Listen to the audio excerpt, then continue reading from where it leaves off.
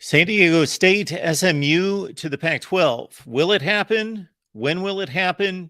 Will it benefit the Pac-12 and how, both athletically and otherwise? We got our buddy Tony Altamore on the line, strategy consultant who helps us in such matters. Tony, it's great to see you.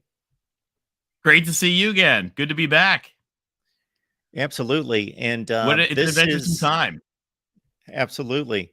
It is.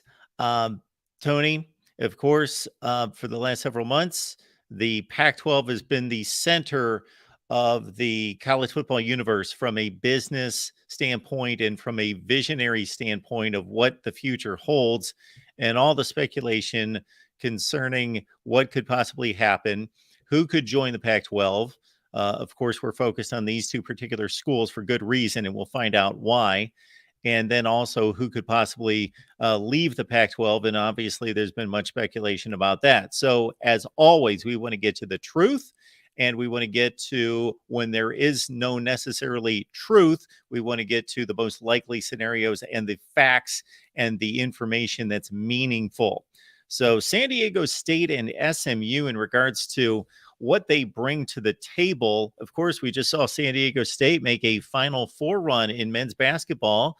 That certainly wouldn't hurt. It's not football, but that NCAA tournament in March is a big, big deal and a big moneymaker. And if they can bring some needed value to the Pac-12 in regards to basketball, a once proud basketball product, of course, that has not seen a national championship game since 2006. But San Diego State, of course, shows that, hey, we could make that kind of run in March. And I know that's just a small, minute portion of all this, but it's interesting to see that that's an added value that maybe a lot of people didn't take into consideration. Well, and San Diego State and Ohio State are the two, when you take a look at football and basketball together, over the past, they have all these, you guys see all the graphics they put out over the past like 10 years or whatever. San Diego State and Ohio State are the two best combinations of football and basketball in the country. And I mean, San Diego State routinely beats Pac-12 schools in basketball. So I guess one of the things where we should really start is one of the things that we were told by Pac-12 presidents apparently is that they at some point earlier in the spring authorized the conference to do deep dive explorations into 4 schools. We know that they were San Diego State, and we'll get more into this I think that's actually a done deal. SMU, which we know that, the commissioner went and visited. We, from our Pac-12 show here on the Voice College Football channel, continue to project that San Diego State and SMU will, sort of election projection style, will join the conference. The next 2 are interesting. The third one is actually Colorado State. And some of you guys don't know, we found out, some of you guys don't know this, but Colorado State has actually been a candidate to join the Pac-12 going back to like the 1990s. When, back when they were a powerhouse. Colorado State is a phenomenal school. I mean, Colorado State does more research than like Oregon and Oregon State combined. Maybe more than Oregon State and Washington State combined. They do a ton. It's a phenomenal school. Their football has not been what it was kind of in the 90s, but a great school. The fourth one is very interesting. The rumors are basically that it was either Tulane, Rice, or Kansas.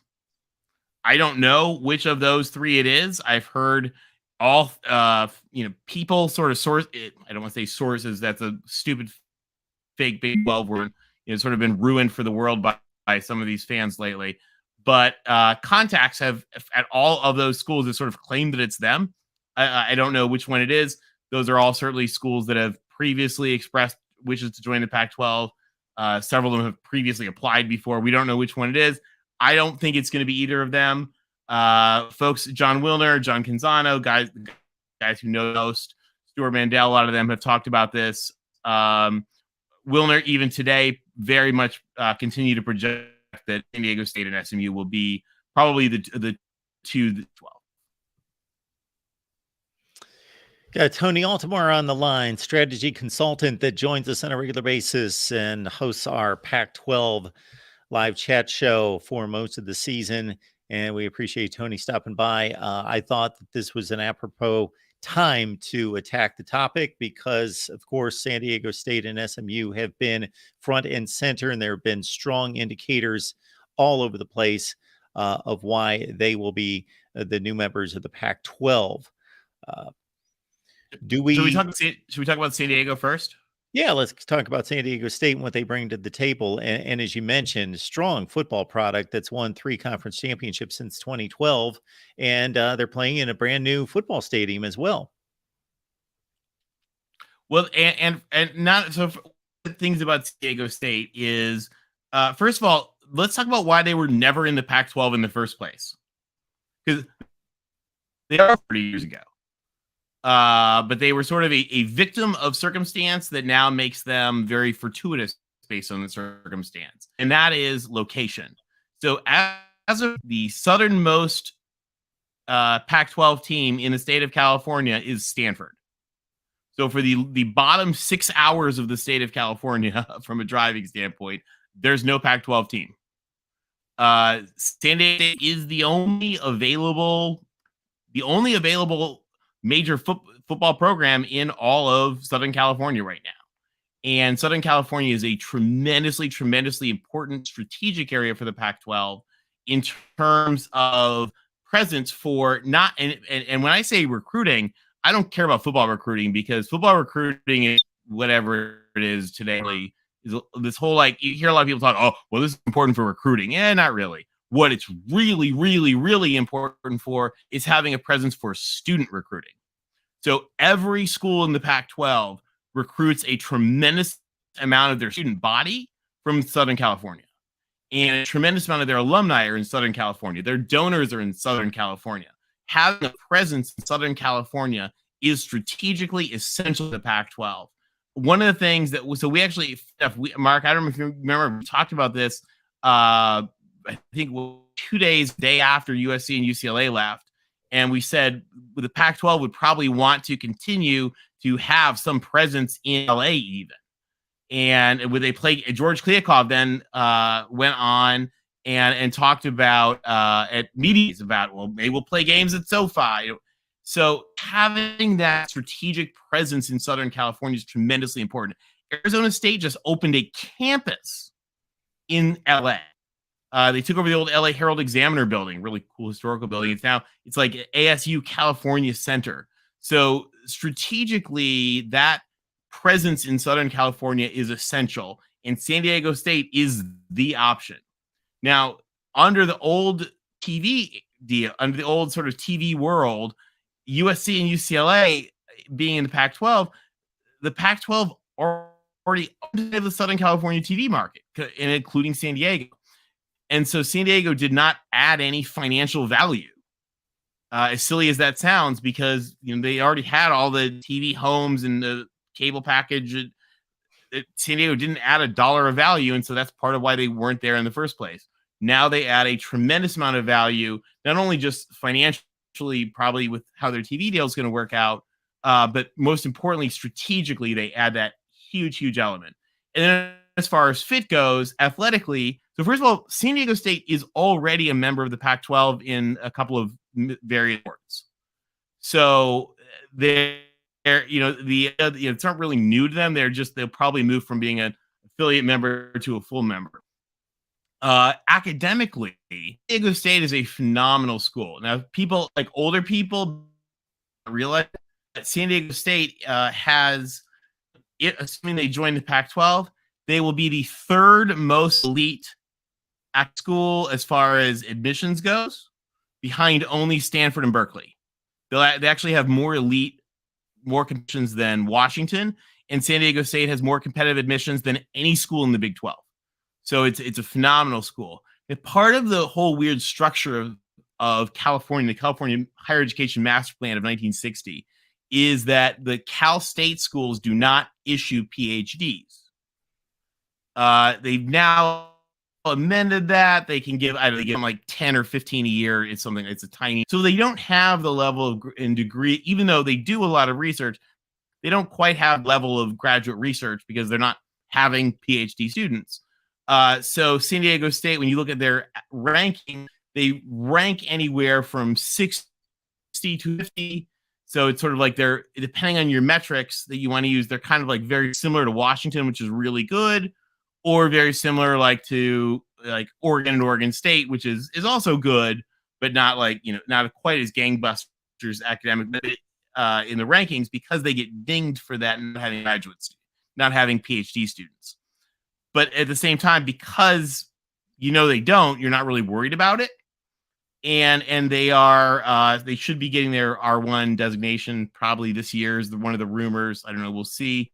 But certainly, they fit the bill academically, they fit the bill athletically, they fill that TV gap, and the most importantly, really fill that gap.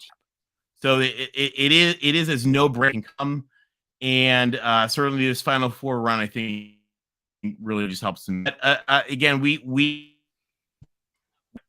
3 months ago, I continue to believe that the deal is basically done, and they're just waiting on the final pieces. Now, we're told by San Diego State people, again, I have not seen their Mountain West, whatever the bylaws, paperwork, or whatever, that actually the real kind of crux date for them is June 30th, because at that point they'll owe the Mountain West like twice as much money to leave. So certainly stands to reason that they should have everything done by then. I'm a little surprised they didn't have everything done in time for their basketball tournament. But one of the things that people do not understand, the Pac-12 universities are a little high and mighty in their universityness. And the last thing in the world that any of them care about is what like Big 12 fans on Twitter think of them. In fact, I kind of joke that like they probably are just like, this is joking, but that they're delaying this TV deal just to tick some of them off. Now, just for a quick history piece, by the way, when the Pac-12 added Stanford in 1959, they didn't actually tell the public about it for 2 months. They just didn't tell the public, didn't care. They're just, so you have to understand sort of the president's mindset of the Pac-12 is very different. And then there's another element of the Pac-12, and Mark, we've talked about this a little bit about history, but the Pac-12 was set up in a very different way than every other conference. And that is that it was set up in 1959 with the idea of total presidential control. There was so much crazy drama in the 1950s with athletic directors and faculty athletic representatives. The Big Ten had some of these fights in the early 90s, if you remember. But the Pac-12 had them in the 50s. And then when they put together the new conference, they said, this conference is under presidential control. And the commissioner, who at the time wasn't actually even allowed to call himself a commissioner, he was the executive director, because they did not want a commissioner, because a commissioner is in charge, and this conference was under presidential control. So it wasn't until 1986 that they allowed the commissioner to take the title commissioner. Before that, he was the executor. The first decade of the conference, they didn't even call it a conference. They called it an association, because it was like presidential control. So part of the reason you don't hear from George Kliavkoff is because he's not the head. He's the manager. The presidents are the head, and the presidents are in charge.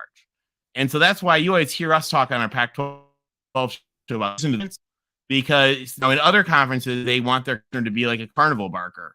The Pac-12 does not want the president to work for them. And you see that with George Kliavkoff. You see how he defers to the presidents. You see how he doesn't give interviews very often, and instead the presidents do. And that it's not an accident. It goes back to Admiral Hamilton. Literally goes back to 1959, and it's just a very different mindset.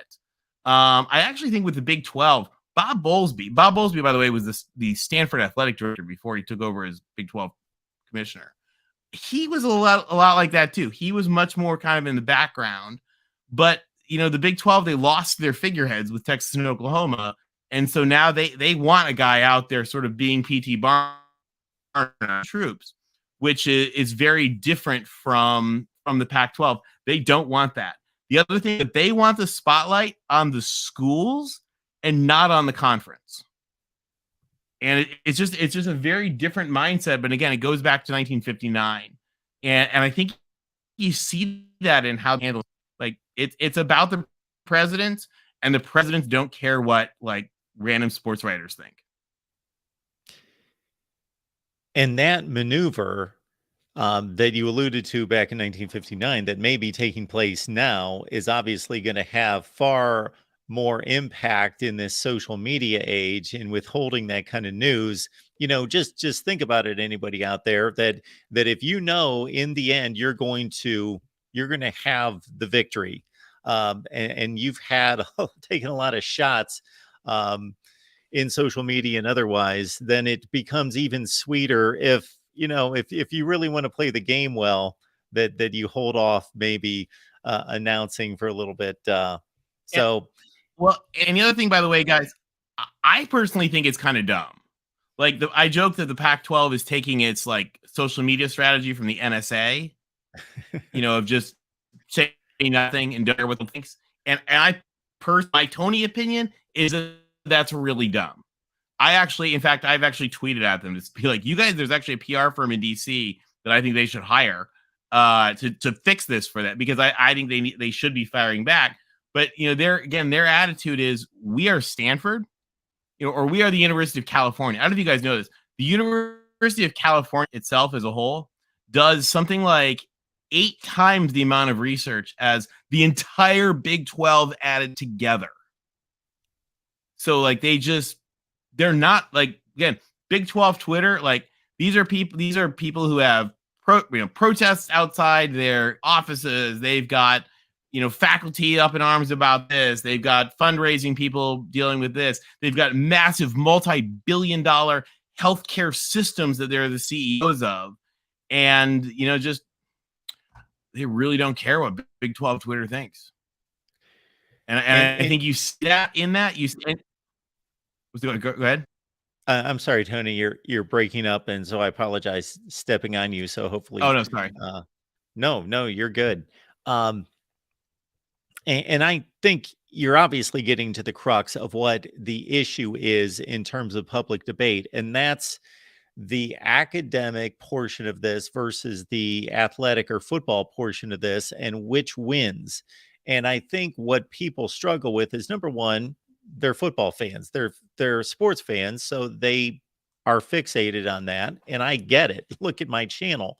I get it. Although I want the truth, and I want the facts, and I want real conversation, and I want to get to a point where we're thinking about this intellectually and logistically, and not just based on our emotions or what we would want to see happen, or based on just what we know because we watch football every Saturday in the fall. But at the same time, we've seen the moves that have been made across the sports landscape in terms of realignment and expansion, let's say over the last 20 years. Not all of them have been these juggernaut football moves like a Nebraska to the Big Ten, but most of them have been football beneficial to the conference that's bringing those schools in. So it does have the look of football driving this. Well, and if you take a look at this, by the way, this sort of it's the thing is that people don't understand. It's not football or academic; it's both. The conference wants to have both, and they want a school that's going to excel at everything, and most of them do. When you get down into Conference USA, Conference USA has been kind of desperate. They're just trying to survive. Yeah, they can get. Yeah, they're trying to survive. One of the things that people don't understand is, if you and this sort of shows it here, particularly when you take a look at the Pac-12, these are just surreal institutions to whom all of this football stuff is really rounding errors in money. And the Big Ten, by the way, sort of is a little bit like that also. You're talking about giant academic powerhouses who partner together and value their relationships together on this kind of stuff. And so when you're in that stratosphere, just and I was excited when Central Florida got into the Big 12, but like Central Florida doesn't move the needle. Iowa State doesn't move the needle to these folks. They are looking at Stanford and Cal and Washington and Arizona and Arizona State. They're not really interested, and so they've actually rather harshly said things like, "We're not going to the Big 12." The Utah AD mocked it. They put out their statement, and as far as the presidents were concerned, when the president spoke, and if Big 12's Twitter doesn't like it, that's too bad, because the PAC presidents spoke, and they're like, "Oh, well, we don't believe them." Okay, well, they really don't care, because they never cared what you thought in Central Florida anyway. And when you take a look at this, I mean, just look at the differences here. When you think about a school like Utah, you think about Arizona, you think about Arizona State, you think about Colorado. I mean, in Pac-12 world, they joke. They're like, these stupid Big 12 fans don't even understand, like, when they say 4 corners, they're only talking about 3 because they're not talking about New Mexico. You're forgetting the 4th corner. The 4th corner is New Mexico, guys. That's what 4 corners is. It's the 4 states. So it's kind of just a silly thing, because none of these schools were ever going to move. Now, you guys remember, Mark and I talked last summer. I actually talked to some high up contacts at Arizona who told us in the immediate days, I don't know, 3-4 days as USC and UCLA left, Arizona they all talked to the Big 12 and decided they weren't going to go. And that hasn't changed since last July. Again, you're talking about fans pushing a narrative, but none of these teams were going to move. And so people really needed to listen to the presidents and see. I mean, they're pretty clear. They sent George Kliavkoff to SMU, and he had his little photo shoot at Moody Coliseum and everything. Again, these numbers you're looking at the screen. This is the kind of stuff that matters to them. They want AAU members. They want research money. They want and boost their own endowments. They want to fundraise, and academic rank matters. And to the folks who say, "Well, it doesn't matter to me," okay, well, you're not going to join the Pac-12 then, because to them it matters a lot, and it always has. Again, going back to what the Arizona schools did to try to join. When they tried to join the Pacific, a lot of these schools tried to join the Pacific Coast Conference back in the 50s. And they've been, some of them have been fighting for years. Utah first joined them in, I think, 1956, and they finally got in 2010. So, is Utah going to be like, whatever, we'll just move? No, guys, they worked on that for like 70 years, 60 years before they actually got it. And there's another, switch to another screen. But as far as SMU goes, SMU is a little bit different in they really bring a great football focus that I think would be really valuable to the conference. They also bring that is really unique in their connection to Dallas, which is a new market. It's time zone.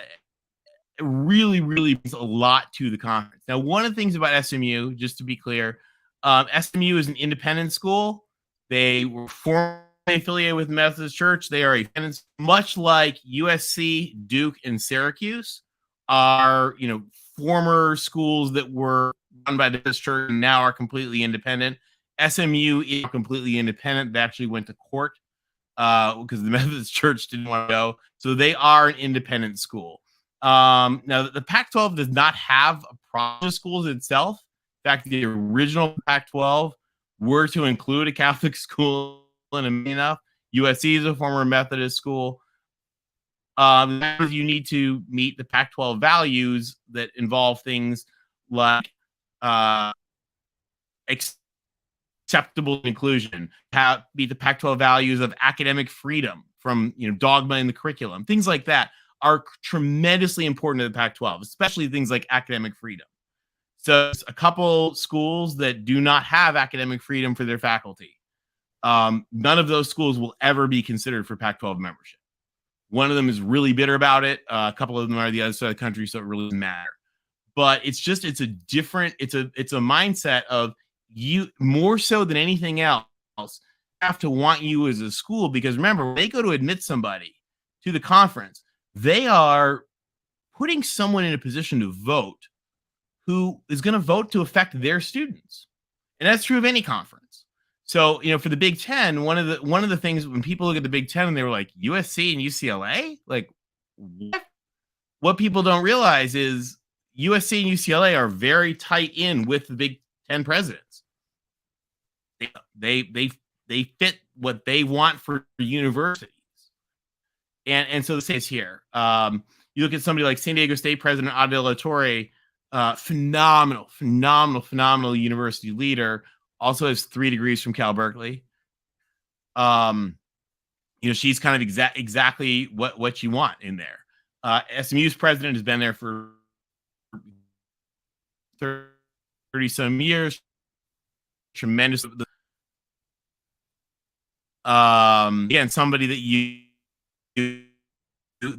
you would trust. That's something in realignment. And let me just in San Diego, you don't have, Tony, just so you're aware, sorry to cut you off. Just so you're aware, I know you can't do anything about it, but that you're breaking up quite a bit. So we may ask you to repeat a few things. Oh, sorry.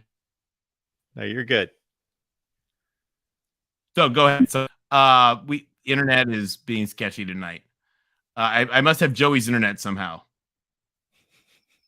So this is athletic revenue versus total academic budget, and you can really see how the conferences kind of stay in groupings together. And you can really see sort of where the Pac-12 fits and why it is so attractive to a lot of these schools. And you can even see again, I don't know if the rumors about Kansas are true or not. It came from Kansas people. I don't know. I don't have any inside connections at Kansas. But if you take a look at where Kansas is relative to the Big 12, and you take a look at where Kansas is relative to the Pac-12, you could see why that would be something attractive to them. And you could see sort of where San Diego State is here, very, very much why they are interested in moving up. Oh, sorry. Am I back now? We got you, I believe. Oh, can you guys, Mark, can you hear me? Yes. Okay, sorry, I'm back. I don't know what internet tonight. Thank you, State of Florida. Stephen, we're looking here. Somebody's asking about UNLV. UNLV is, and John Canzano's very UNLV, Fresno State, and Boise State are reportedly not currently candidates for the Pac-12. Again, that's just sort of what we're told. Again, we continue from our Pac-12 chat show group to project that that San Diego State and SMU will join the conference. At some point. We thought it would be before media day. Before the media day for the conference basketball tournament.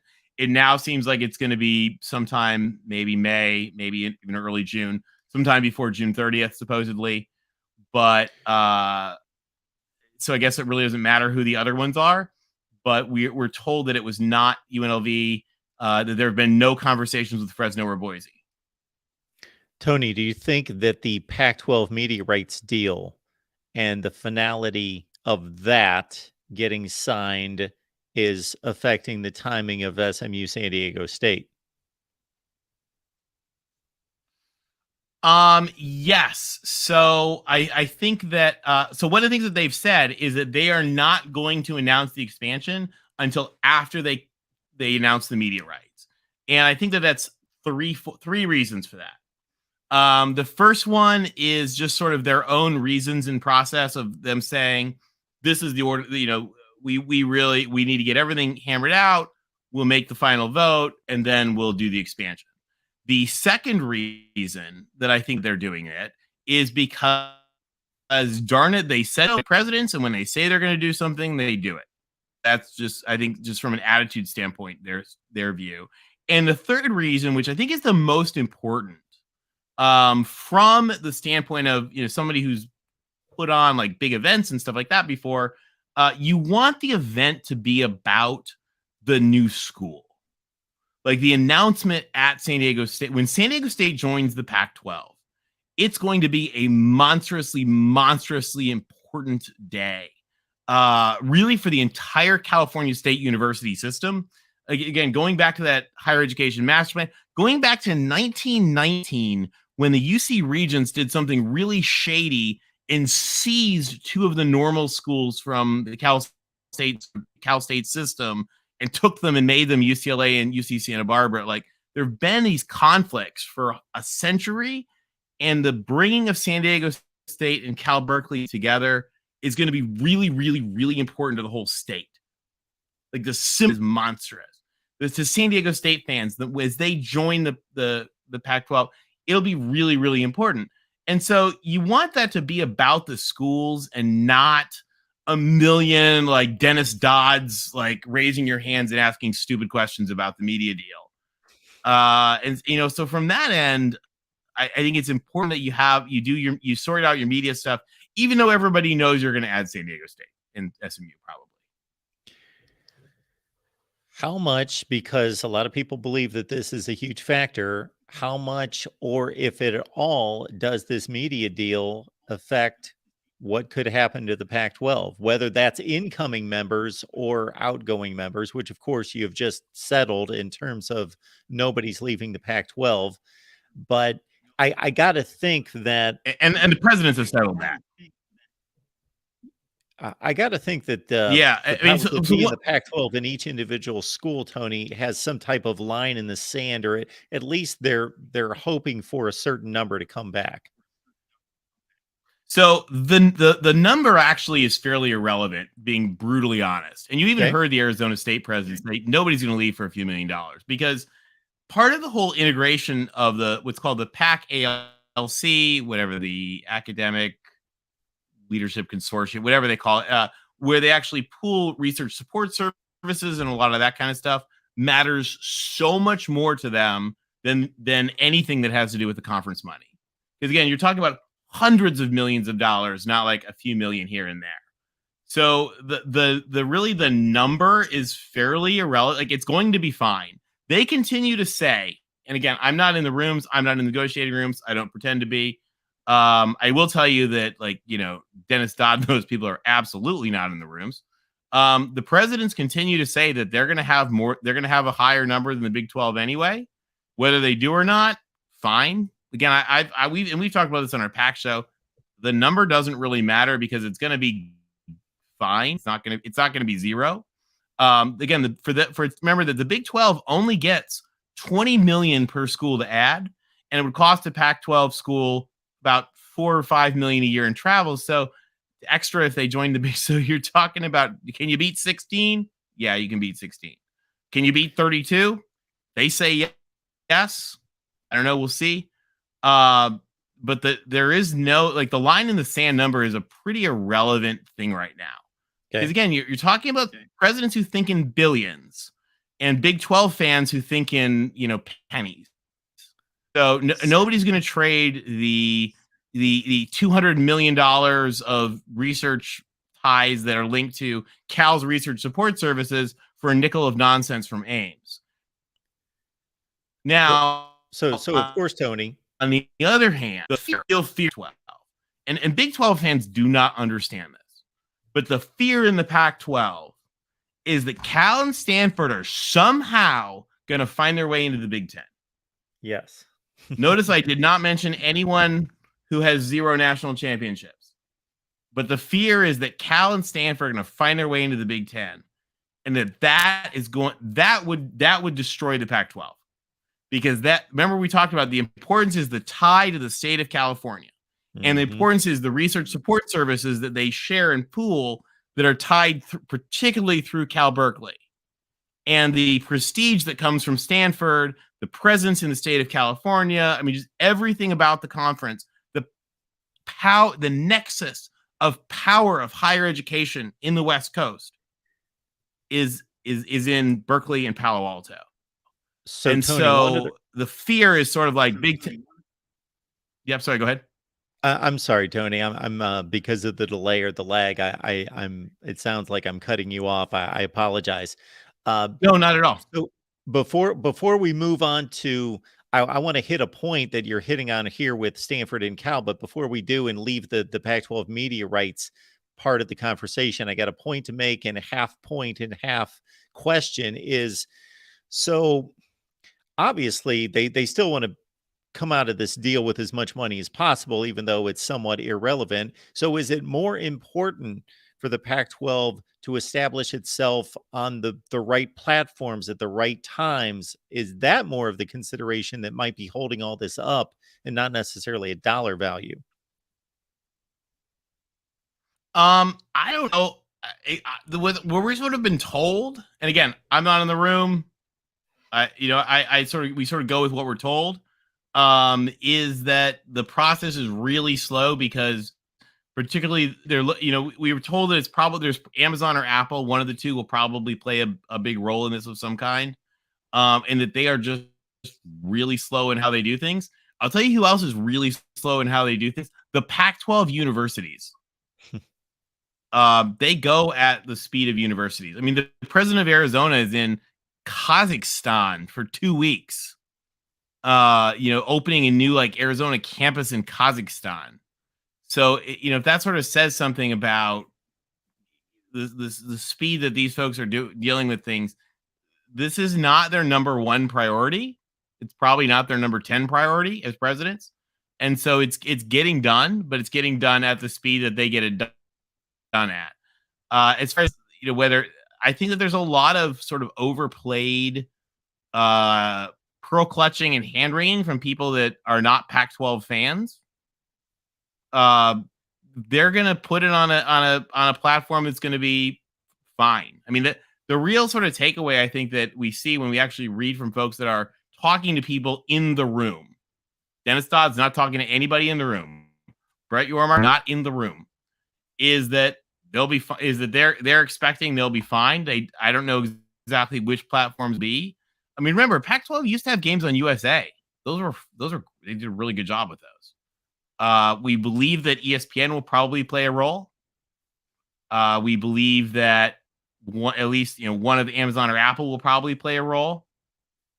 But whoever it is, it'll be fine. Again, Big 12, they got about half their thing. I mean, they have about half their games or 40% of the games or something on ESPN Plus. Streaming is the future, and so having games on some of those platforms is going to be good. And they'll have it on somewhere. But again, the hand wringing. Again, you guys sort of look at this. These are folks thinking in billions. And all this hand wringing over a dollar or two or a nickel of nonsense from Orlando is not the way that presidents of universities think. And remember, they run the show. They run the show, and you are pulling this from legitimate connections that you have. When I made a point the other day, and again, I made it very clear that this was not me speaking from a place of having contacts.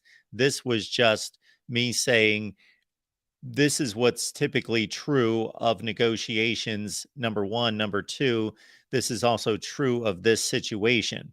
And it's very simplistic. Number one is that the longer negotiations go on, usually the more desperate of the two parties is placed in a more difficult and more vulnerable situation, and has to at some point grasp at something because of the time uh, crunch in place. And number two, obviously, when you look at Apple and Amazon, well, if you really look at all the potential media partners, none of them need the Pac 12. ESPN's got plenty of football inventory at this point, so does Fox. And especially Apple and Amazon, they're not in the sports market right now. They want to be. And obviously, they're negotiating because they want this property, but it's not the end of the world to them because it's not their current business. Whereas for the Pac 12, obviously, they need a media rights partner or two or three. Well, I mean, first of all, 12 burp the Big 12's budgets as universities. So one of the things when we talk about need and desperation, they're not desperate for $30 million. They're not desperate for the difference between 25 and $10. So, just to be real clear on that, there's sort of this mindset, I think, that there's this desperation, and I don't think they're desperate. It's I'm not a TV rights person because it's going to be fine. I think that a lot of the hand-wringing, and some of this, by the way, guys, is paid PR. I mean, we're going to talk about this, and mentioned this with Mark. We're going to talk about after they finalize this deal. We're actually going to show you guys some of the evidence of how some of these PR firms actually actually try to spread fake information as messages and text messages and email. How these organizations actually try to spread fake, bizarrely, which is pretty ridiculous. There's a lot of the media folks talk about the fact that ESPN, what are they going to show? New Mexico State at Wyoming? Or are they going to have part of their deal be the Pac-12? They have no content on the West Coast right now. So the TV people say they need West Coast content. Again, I don't pretend to be in that room, but I can certainly tell you that nobody in Lubbock or Ames or Orlando are in that room, and they're not affecting the decisions. But again, I'll defer to the folks. But listen to the people who are actually talking to people in the room. One of the funniest things, like the sports media, the Sports Business Journal people, they just can't stop uttering nonsense when they clearly don't know what's actually happening. So listen to the people that are actually talking to people who are in the room. That's who I listen to. I don't listen to anybody who's not actually speaking to people who are in the room dealing with the stuff because they don't know anything.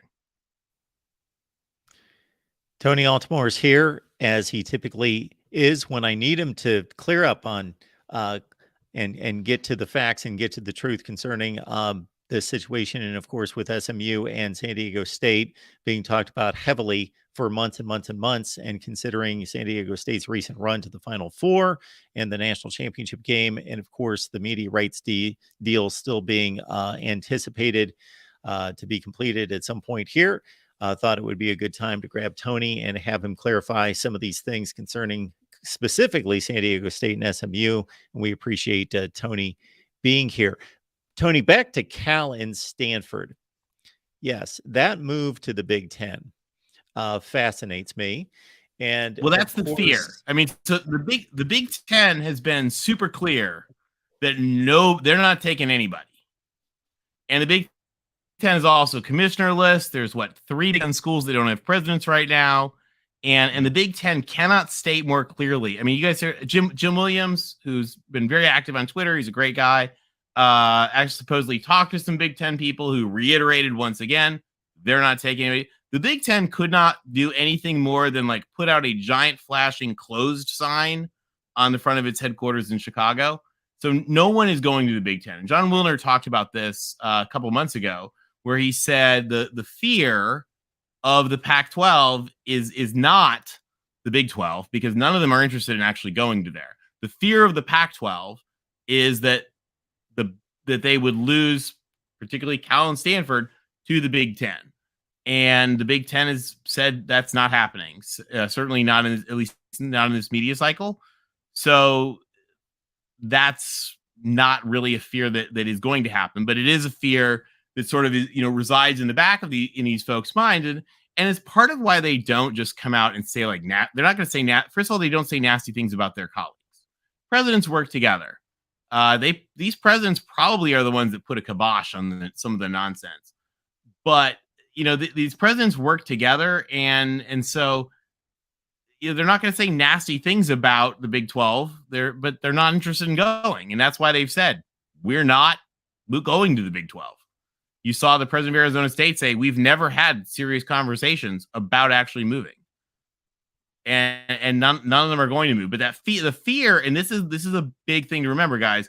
The fear is really more than anything is Cal and Stanford. That is who. When you look at the Big Ten and people who understand the Big Ten and know the Big Ten, we remain surprised. So we talked with Mark a year ago. I'm still surprised the Big Ten didn't take Cal and Stanford when they took USC and UCLA. I remain surprised by that. But, again, their teams are kind of stinky, and the Big Ten requires that you be in a much better state, I think, football-wise and basketball-wise. And they're trying to fix that. They've got new football and basketball coaches going on. But just that would sort of be the fear. Because remember, if you lose the academic piece, then all of a sudden now you're just a normal conference. If it's going to be a normal conference, then you can deal with other normal conferences. But the thing about particularly the Big Ten and the Pac-12 and I'll see a lot is that you have a much stronger alignment that's not just about being a sports conference.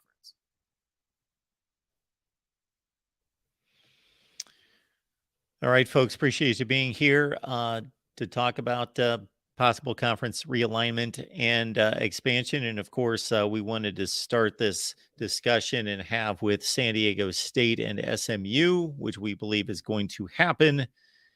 And it will all play out here very soon, of course. We think. And we'll, well, one of the things, though, to remember, too, and again, this is why I think they should have, I'm not defending why they're taking forever, because I think they should have done this all forever ago. But your risk is that, and John Wilner talked about this as well, anytime you just have time, things can happen and chaos can occur.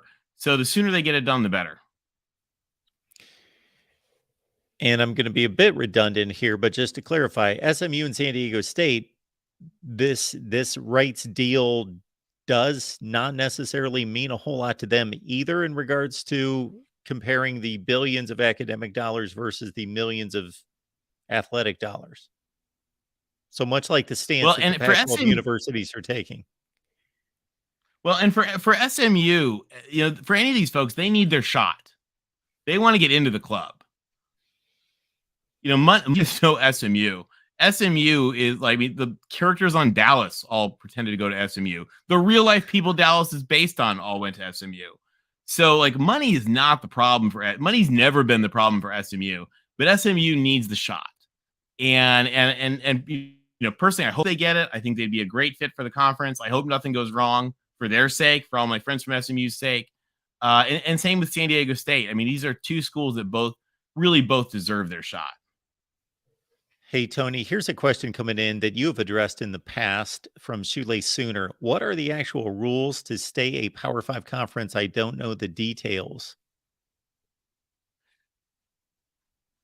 Actually, so the phrase is A5, which stands for Autonomy 5. It's actually Shoelace Sooner. Hey, Shoelace Sooner. Shoelace Sooner is awesome. Boomer Sooner. Great guy. So it's actually an NCAA legislated designation that gives special powers and special independence and rulemaking powers to the 5 conferences. So one of the funny things is, first of all, anybody, and we've talked about this before, but anybody who ever says any of those, and we said this about the Big 12 when they were in a panic a couple of years ago, those conferences are not going to go away no matter what happens, because they have special powers that they will back as they need, any of those 5 conferences. So, if the ACC lost people, they backfill. If the Big 12 loses more people, if the Pac-12 loses people, they'll backfill. Because those powers by the NCAA Yeah, you'll see the phrase A5. That's the correct term for autonomy 5. And sort of the media sort of calls it Power 5. Is, sort of the new playoff deal has what the top 6 conference champions are automatically qualified. So you have some things with college football playoff, but the big thing, and this is why like people, none of the Power 5 are going to go away, because it's an NCAA legislated status.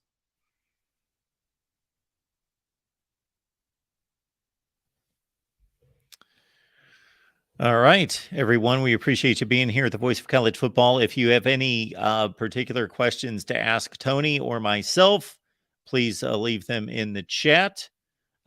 This was my main goal, was to clarify the SMU and San Diego State situations and why they make sense for the Pac-12, and just to confirm that this is all but done, and we are waiting for an announcement. Yes, it's not. And I'll tell you, Mark, I think the sooner they get it done, the better. But they're taking their sweet time. All right, Tony. Certainly, if there's anything else that you deem important, I would love to hear it. But otherwise, this is why I dragged you on tonight. Always a pleasure. Tony, thank you. Have a great night and fight on. Appreciate it, Tony. Thank you. All right. Great stuff from Tony Altimore again. And basically what happened today was, in my review of what's online, and I do this just about every day because of what's happened in conference realignment over the last 2 years, is every day I look around, I look up conference realignment, expansion, I look up those key terms, I try to find what could be discussed, what if it's meaningful. I'm not going to be somebody who's going to be on here every day and kind of provide overkill. That's just not how I approach it in regards to what we do here at the Voice of College Football. And I'm also not going to chase anything down that's speculative. It's all speculative to a certain extent, but if I don't find it meaningful, factual, based in facts, maybe it can't be factual to this point because nothing's been decided that's been announced, but based in some type of logic and fact, then I'm not going to be producing content. But I do look at that every day. I do searches every day to see if there's anything meaningful. And a couple of weeks ago, for example, I produced 2 or 3 videos. I did a couple live streams involving conference realignment because the Arizona and Arizona State presidents were talking at that point, the Utah president as well. So I proceeded to go ahead and produce some content there. But it's something that I look through each day. Now, today, I found a number of references to the San Diego State NCAA basketball run to the championship game, and the timing of this announcement maybe being imminent, and there being some surprise by some legitimate media, John Wilner in particular, that this announcement didn't come during the culmination of San Diego State's basketball run, because even though this is from a sports standpoint, football driven, we know the most of the money's in football. Certainly the NCAA basketball tournament, both men's and now women, we will include, is a factor, is a sports event that moves the needle. So I thought, I'm seeing all this about San Diego State and SMU, and we've been talking about those 2 schools in particular for months. I've posted videos basically saying this is where San Diego State and SMU stack up in regards to them adding value to the Pac-12. You can check those videos out. We've talked about football performance. We've talked about overall athletic performance. We've looked at the endowments. We've looked at the size of the schools and the alumni bases. We've looked at the TV markets and all of those things. to size up again San Diego State and SMU. We've looked at and produced videos in which we've looked at how those teams have performed against the Pac-12. And of course, SMU, it's not real pretty against the Pac-12, but of course, that program was wiped out for years and years and years following almost receiving the death penalty at one point in the late 1980s. But for San Diego State, they have fared extremely well in football against the Pac 12 and have won four conference championships since 2012 in the Mountain West. And the Mountain West has been, again, largely competitive with the Pac 12 at the top of the league. So we have kept track of this day to day to day. And again, I'm only going to go forward with any kind of information when I see something that seems interesting or something that seems meaningful. Certainly, I've speculated in regards to how these conferences may be formatted once there are moves made. And there's a whole lot of fun that we have in terms of my recommendations, my proposals on conference scheduling and formatting, and we will continue to do that. All right. Also, here at the Voice of College Football, we are close to releasing our 1 through 133. We're up to 133 teams in FBS football. We are set to release our 1 through 133 program rankings for 2023. I believe the rankings are right about where we want them. Maybe we'll give everyone a sneak peek. In the meantime, we will open up the phone lines while we're here. Why don't we go ahead and talk to you? So please join the show if you would like to talk some college football. Anything is on the table. So I have left the link in the chat and you can join us. In the meantime, I'm going to look up my work on program rankings. So what we're going to do, not to confuse anyone, in the next few days, I'll say, we're going to release our 2023 program rankings. And then we'll wait 4 to 6 weeks. And again, not to confuse anyone, we will release our all-time rankings. So let's see who we've got down here at the bottom. Yeah, just to give us quick peek. So before I receive any kind of comments on this, these are not rankings. They're not final rankings. They are placeholders. James Madison just had a very respectable 8-3 season against Sunbelt competition, so I do not have them ranked third to last. So these are just notes that I'm taking, lining up. I take these rankings extremely serious. I don't spitball it. So I'm sure that you guys, I know that many of you watch all sorts of YouTubers who spitball all sorts of rankings that are very thin and paper thin in regards to any kind of logic or research or knowledge. But we don't do that here at the Voice of College Football. We deliver meaningful rankings that are based on solid information. So we will release these in the next few days when I get these finalized. Again, our 1 through 133 program rankings. And then we'll do the all-time rankings coming up. We are pretty close to May, so I'll let everyone know that once we get to May and get past all the spring games, that May is going to be debate month.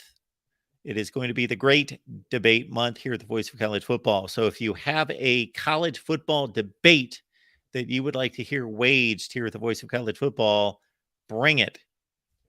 So for example, let's see, what do we have here? What do we have here? Our debates. Did I at all? I thought I was making a list of debates. Oh, yeah. So those are a few that came to mind. Of course, the Ohio State-Miami Fiesta Bowl game and the final play of the, well, not the final play of the game, but the fourth down pass interference call. We could have a debate on that. Ohio State-Michigan, the marking of the JT Barrett run. A lot of Ohio State here. They tend to get into controversy, don't they? Ohio State, Clemson, that 2019 college football playoff game, the Georgia game in 2022, that Miami Notre Dame game that eventually decided the national championship in 1988. I also like the Florida State Notre Dame situation in 1993. Florida State, Notre Dame. If you're not aware, if you're too young, like our next caller is, but he's probably aware, being the college football student that he is, that Florida State and Notre Dame both went 11-1 in 1993. And Notre Dame won the head-to-head, but Florida State was awarded the national championship. Jeffrey, what's going on tonight, sir? How you doing? I'm glad to be back on here. It's really interesting, you talking about with the Pac-12 and, San Diego State and SMU. Obviously, they had to do something because, or they haven't done it yet, but if they do it, they had to do something because you're losing USC and UCLA to the Big Ten, so you had to make a move.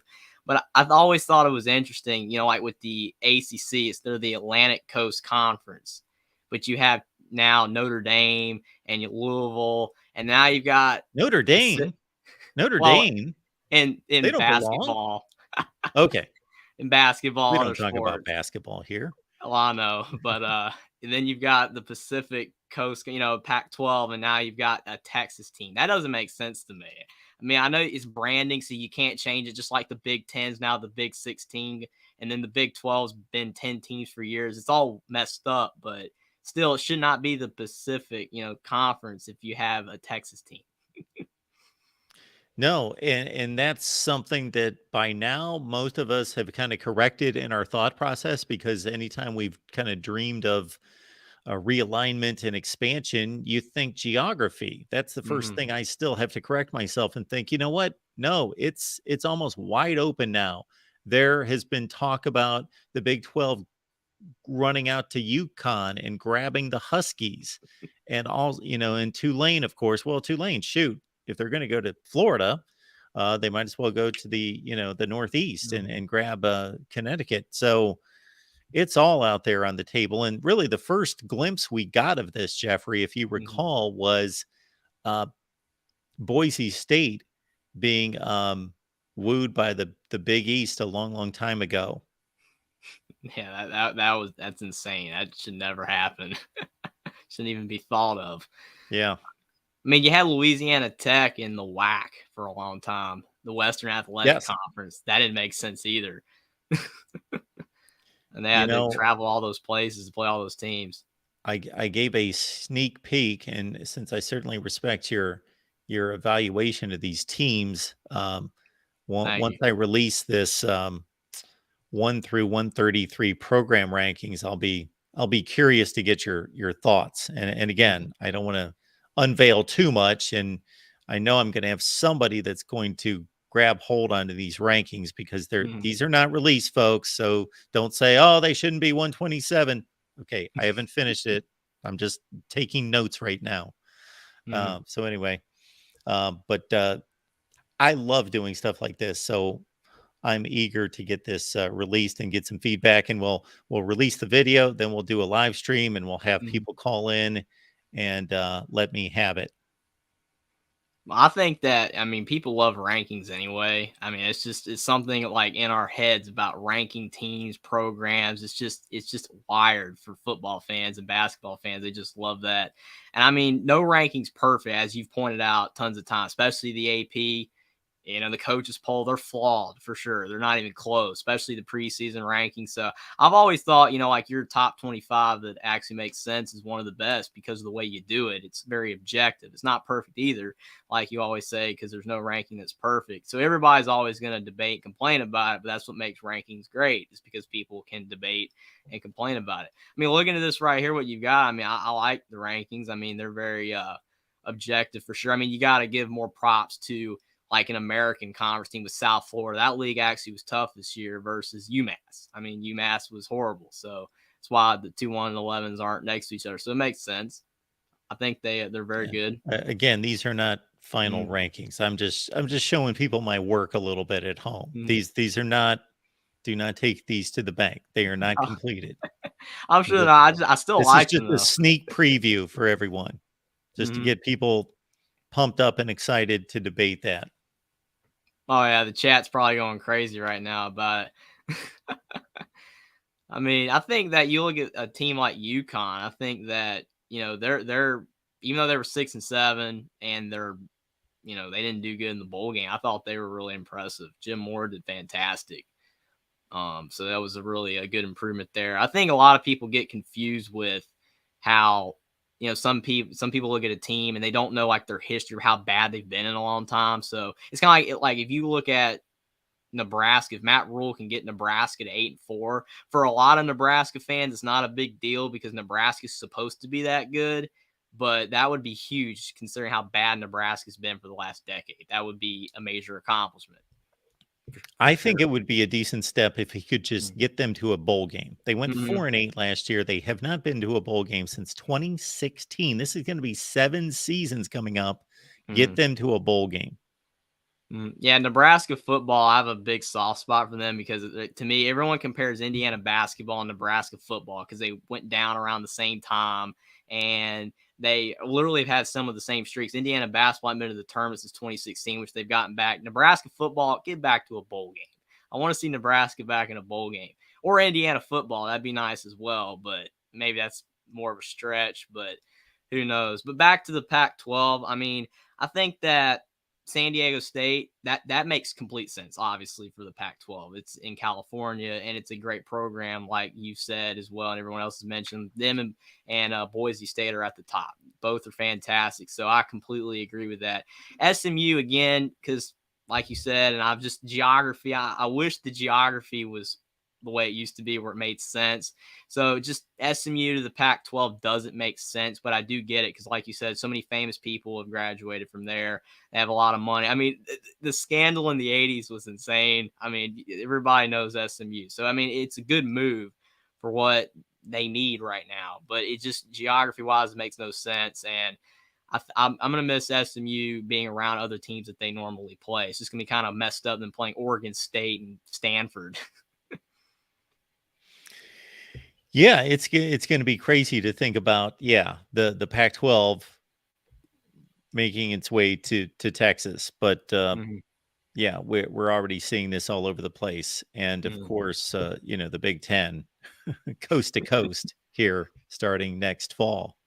Mhm. Yeah, everybody keeps talking about USC playing at Rutgers. And it's a conference. I mean, you might as well. It's like the geography's gone, like you said, and literally we're just at the point where, like you said, it's all about the money, which is unfortunate, the TV money, and it doesn't matter like who's in the conference is what makes the money. And I mean, just because the geography doesn't make any sense at all. You just USC playing at Rutgers, they have nothing in common at all in any way. I mean, they're polar opposites. I mean, they're culturally they don't make any sense. It's just academics doesn't make it. Everything's different. That's why the Big Ten was a Midwest conference. It wasn't even supposed to be Rutgers and Nebraska and Maryland. It was in the Midwest, Indiana, Ohio State, Michigan. So even Nebraska was a stretch and Rutgers, but at least that was kind of okay. Now I've just blown it open and When you I can't was get the your age, toothpaste back in the Jeffrey, tube. there was no Penn State in the Big Ten. Mm-hmm. Columbus, Ohio, was the furthest east that the Big Ten went. Mm-hmm. Which is crazy. I mean, for me, I think of Penn State as Big Ten because I never was born when Sure. Penn State wasn't. But yeah, for people that remember when Penn State wasn't, it's crazy. Jeffrey, can you imagine when I was your age, and I'm taking again, let's see. Yeah. When I was your age, South Carolina, Louisville, Penn State, Syracuse, Pitt, Boston College, Miami, South Carolina, all those teams and more were independents. There were tons of independents. There were like 30 of them and like major teams playing independent schedules. Yeah, I mean, to me, it was kind of cool because it gave you the freedom to have the flexible schedules and you weren't tied down to something. I mean, obviously, I think probably most of those teams made the jump because of money to the bigger conferences yeah. and everything. But Notre Dame's somehow the only one that hasn't done it yet, and they can still make a lot of money off of it because they're a major brand. And I think a lot of it has to do with their institution as well. just they don't think they would fit in a conference, and they don't want none of their roots getting taken away. So we don't know whenever they're ever going to do it or not. But yeah, like you said, that would be crazy. I kind of wish I could see football like for 1 year, and I'm sure a lot of people would too that are like younger, just see the conferences the way they were like in the 80s or 90s. See like the Big Eight, the Southwest Conference back, the Big East, Independence. Like I wish I could see that just for 1 year. It would never happen, but it'd be cool. I'm just letting Salt of the Earth know, who posted a comment that Mark walked to school uphill both ways. He realizes that, I'm that old. So I let him know. Also in the snow. It was in the snow. So it was even more difficult than that.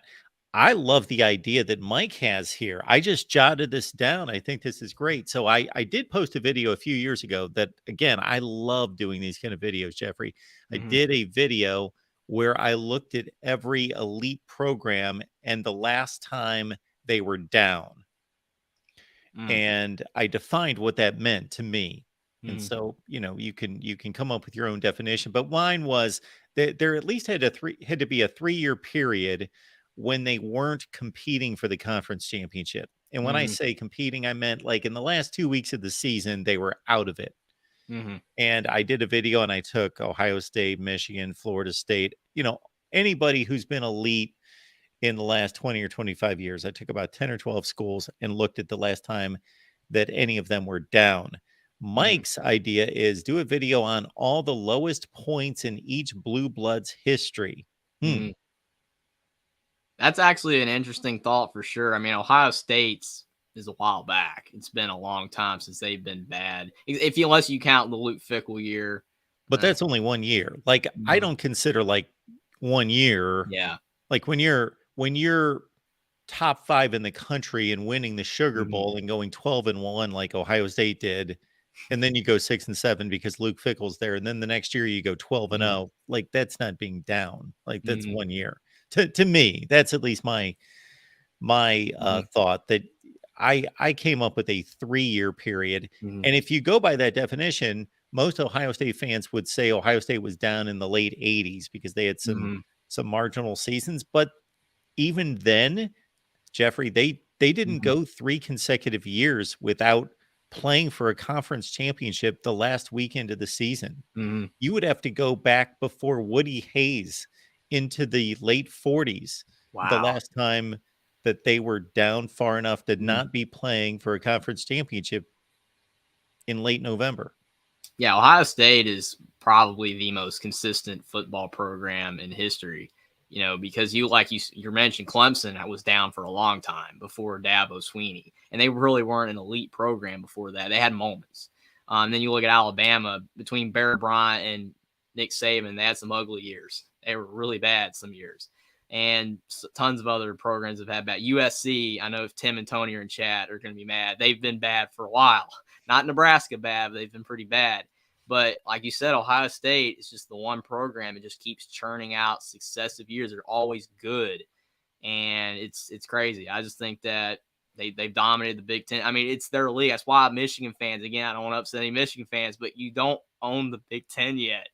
You've won it twice, but you don't own it yet. It's still Ohio State's league until you I think it's a great debate. I think It's that's a great debate, Jeffrey.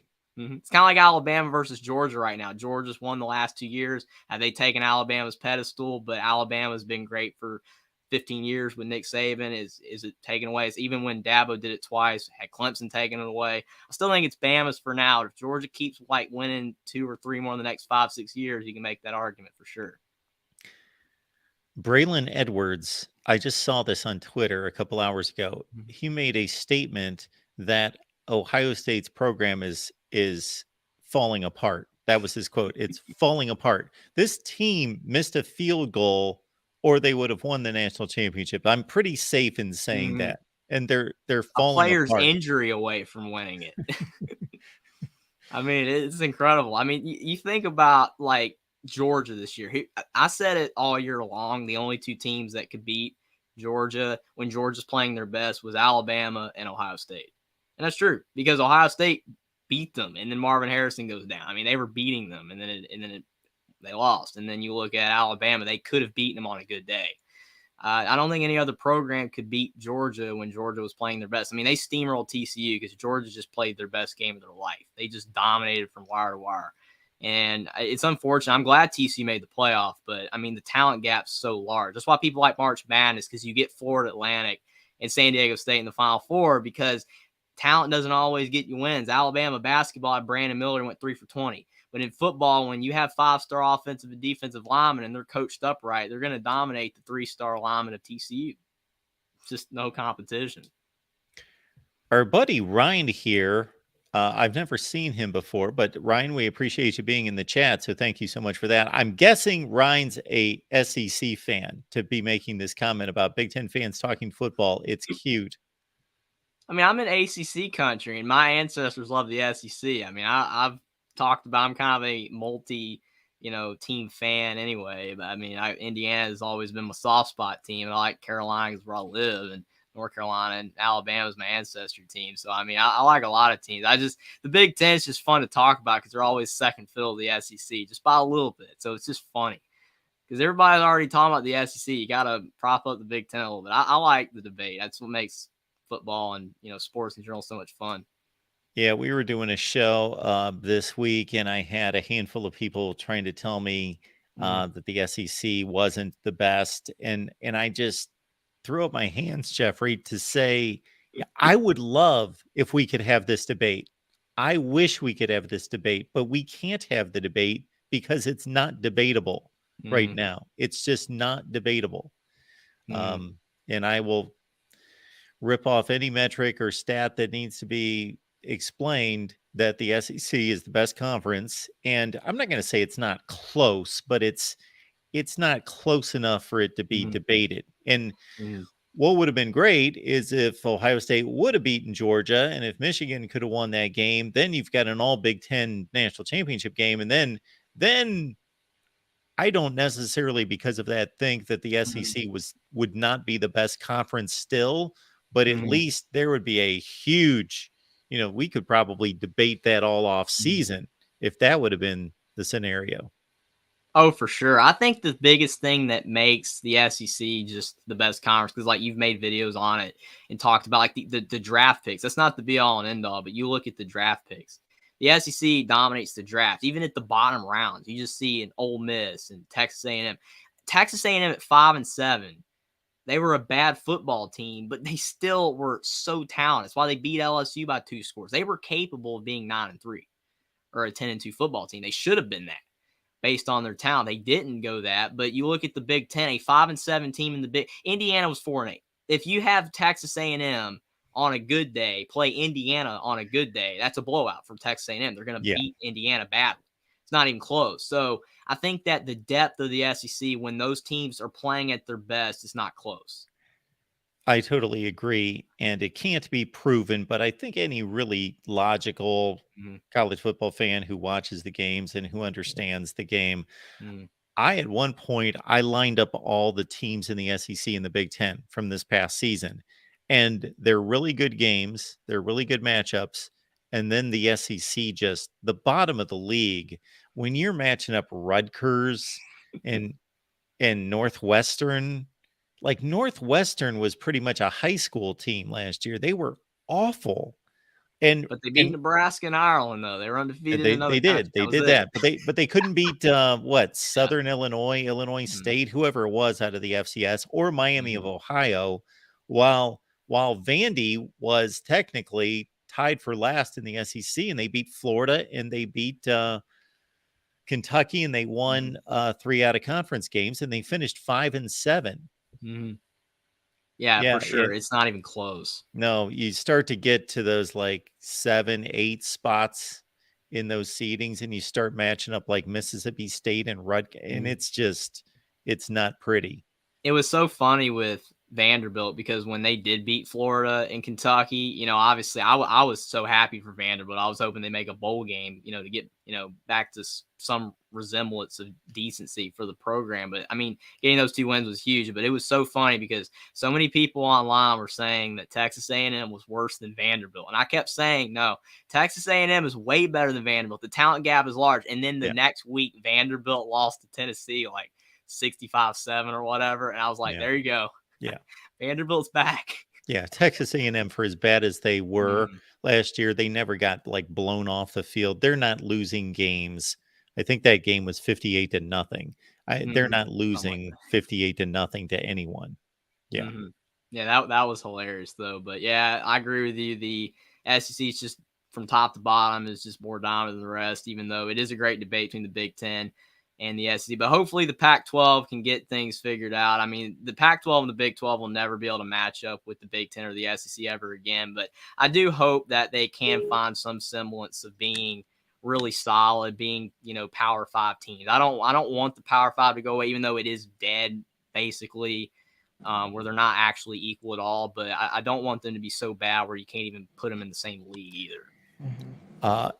Before we introduce Will here, I'll mention that unlike some of the other shows that we have here at the Voice of College Football, when somebody else hosts and they have and I fully approve of this, they can do whatever they want. If I turn over a show to someone and they like to do the big panel discussions, we typically don't do this when I host. I like to just have one-on-one conversations. I see Will pop in, and then I figure, look at the real MVP. This is like a dream lineup right here. We got the real MVP. We got Will. We got Jeffrey. Hello, everybody. Look at this. Hey, Darrell. Hello. Something I said must have just kind of poked the bear, the real MVP. Maybe something I said about the SEC, although I did say it's the best conference in America, and it's not debatable. No, I just wanted to come on, and Jeffrey, man, you as a Big Ten fan, I'm glad you're able to see reality as the way it is, my friend. A lot of Big Ten fans don't want to accept the reality that the SEC should be considered the best conference by far.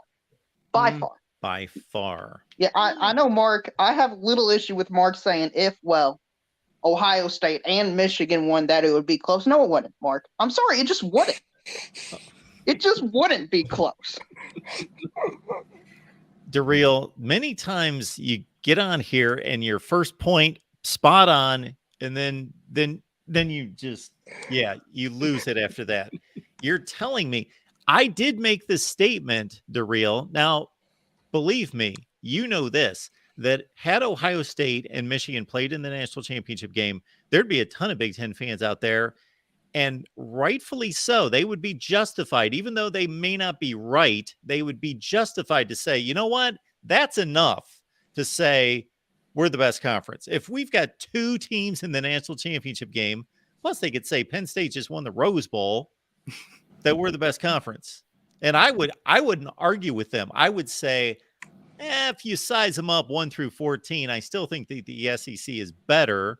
I would have the debate with them, but I wouldn't say they're unreasonable. There's a difference to me between, sometimes I have people on here and I say, that's a good argument. I don't agree with you, but you're logical. That makes sense. I understand your point. And then there's a difference between some people come on here and I say, you don't know what you're talking about. That makes no sense. So the Big Ten fans, Darrell, would have a justified argument. Had that happened, it of course did not. Well, they would have some sort of argument. Justified is a bit of a strong word. Justify implies there's some correctness about the argument.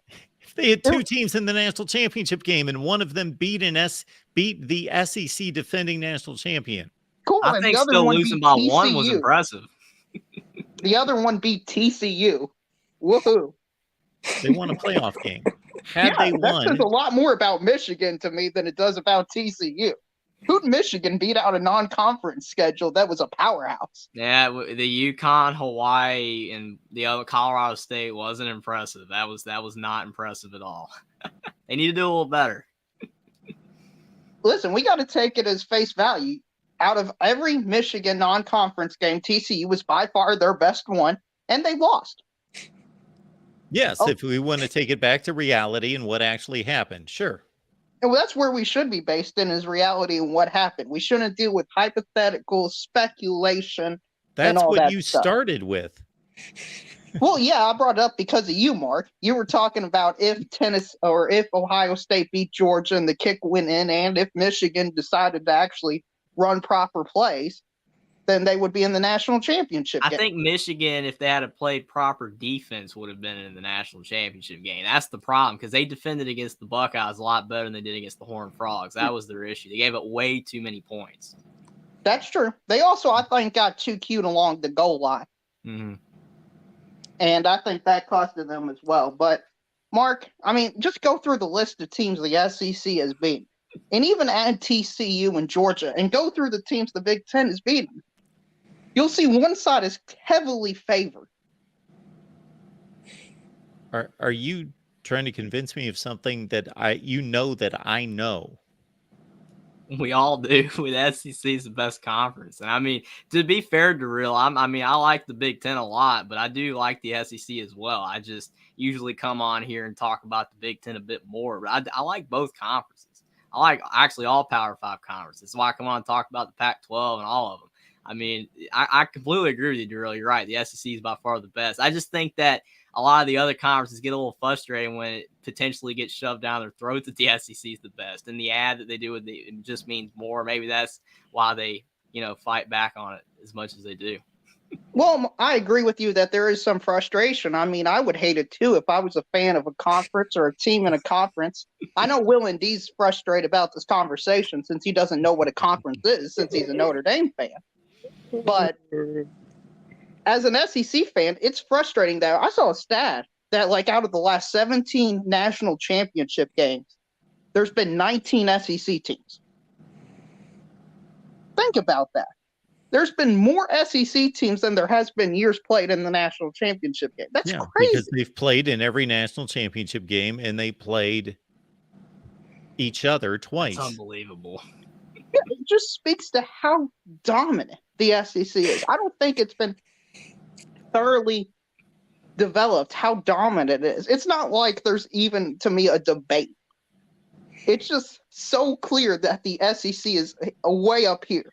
Okay. This is why we need to go back to the way college football was in the 90s. SEC didn't do that good in other bowl games, though. Like, they did lose a lot of other ones.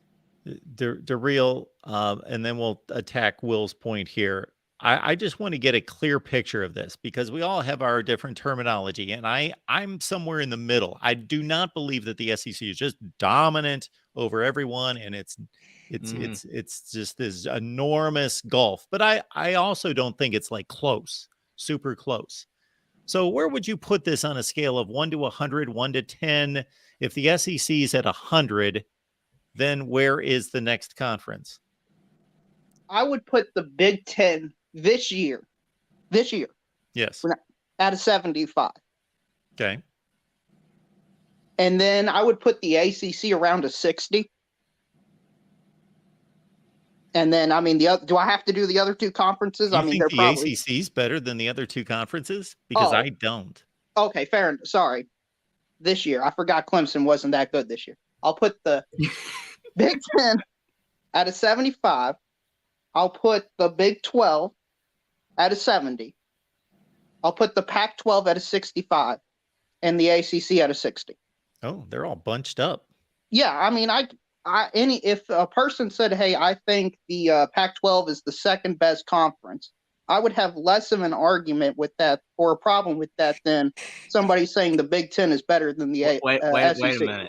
The Pac-12's been, again, no offense to Tony, Tim, or any other Pac-12, the Pac-12's been bad for like 5 or 6 years before this past season. It was good this past season. But I agree with that. Awful. I agree with that, but I'm just talking about this year. So any data in the previous years should not matter. Okay, listen. The Pac-12 well, if that's the case, then how come we're using the SEC as dominant by talking about the last, 19 or 20 champions and they're all in it? So that's kind of, going against what you're talking about. Well, you can look at what Florida did to Utah. You can look at what South Carolina did to Tennessee. You can look or what they did to Clemson, what Tennessee also did to Clemson. Alabama did to Kansas State. I mean, it's just not 1 year.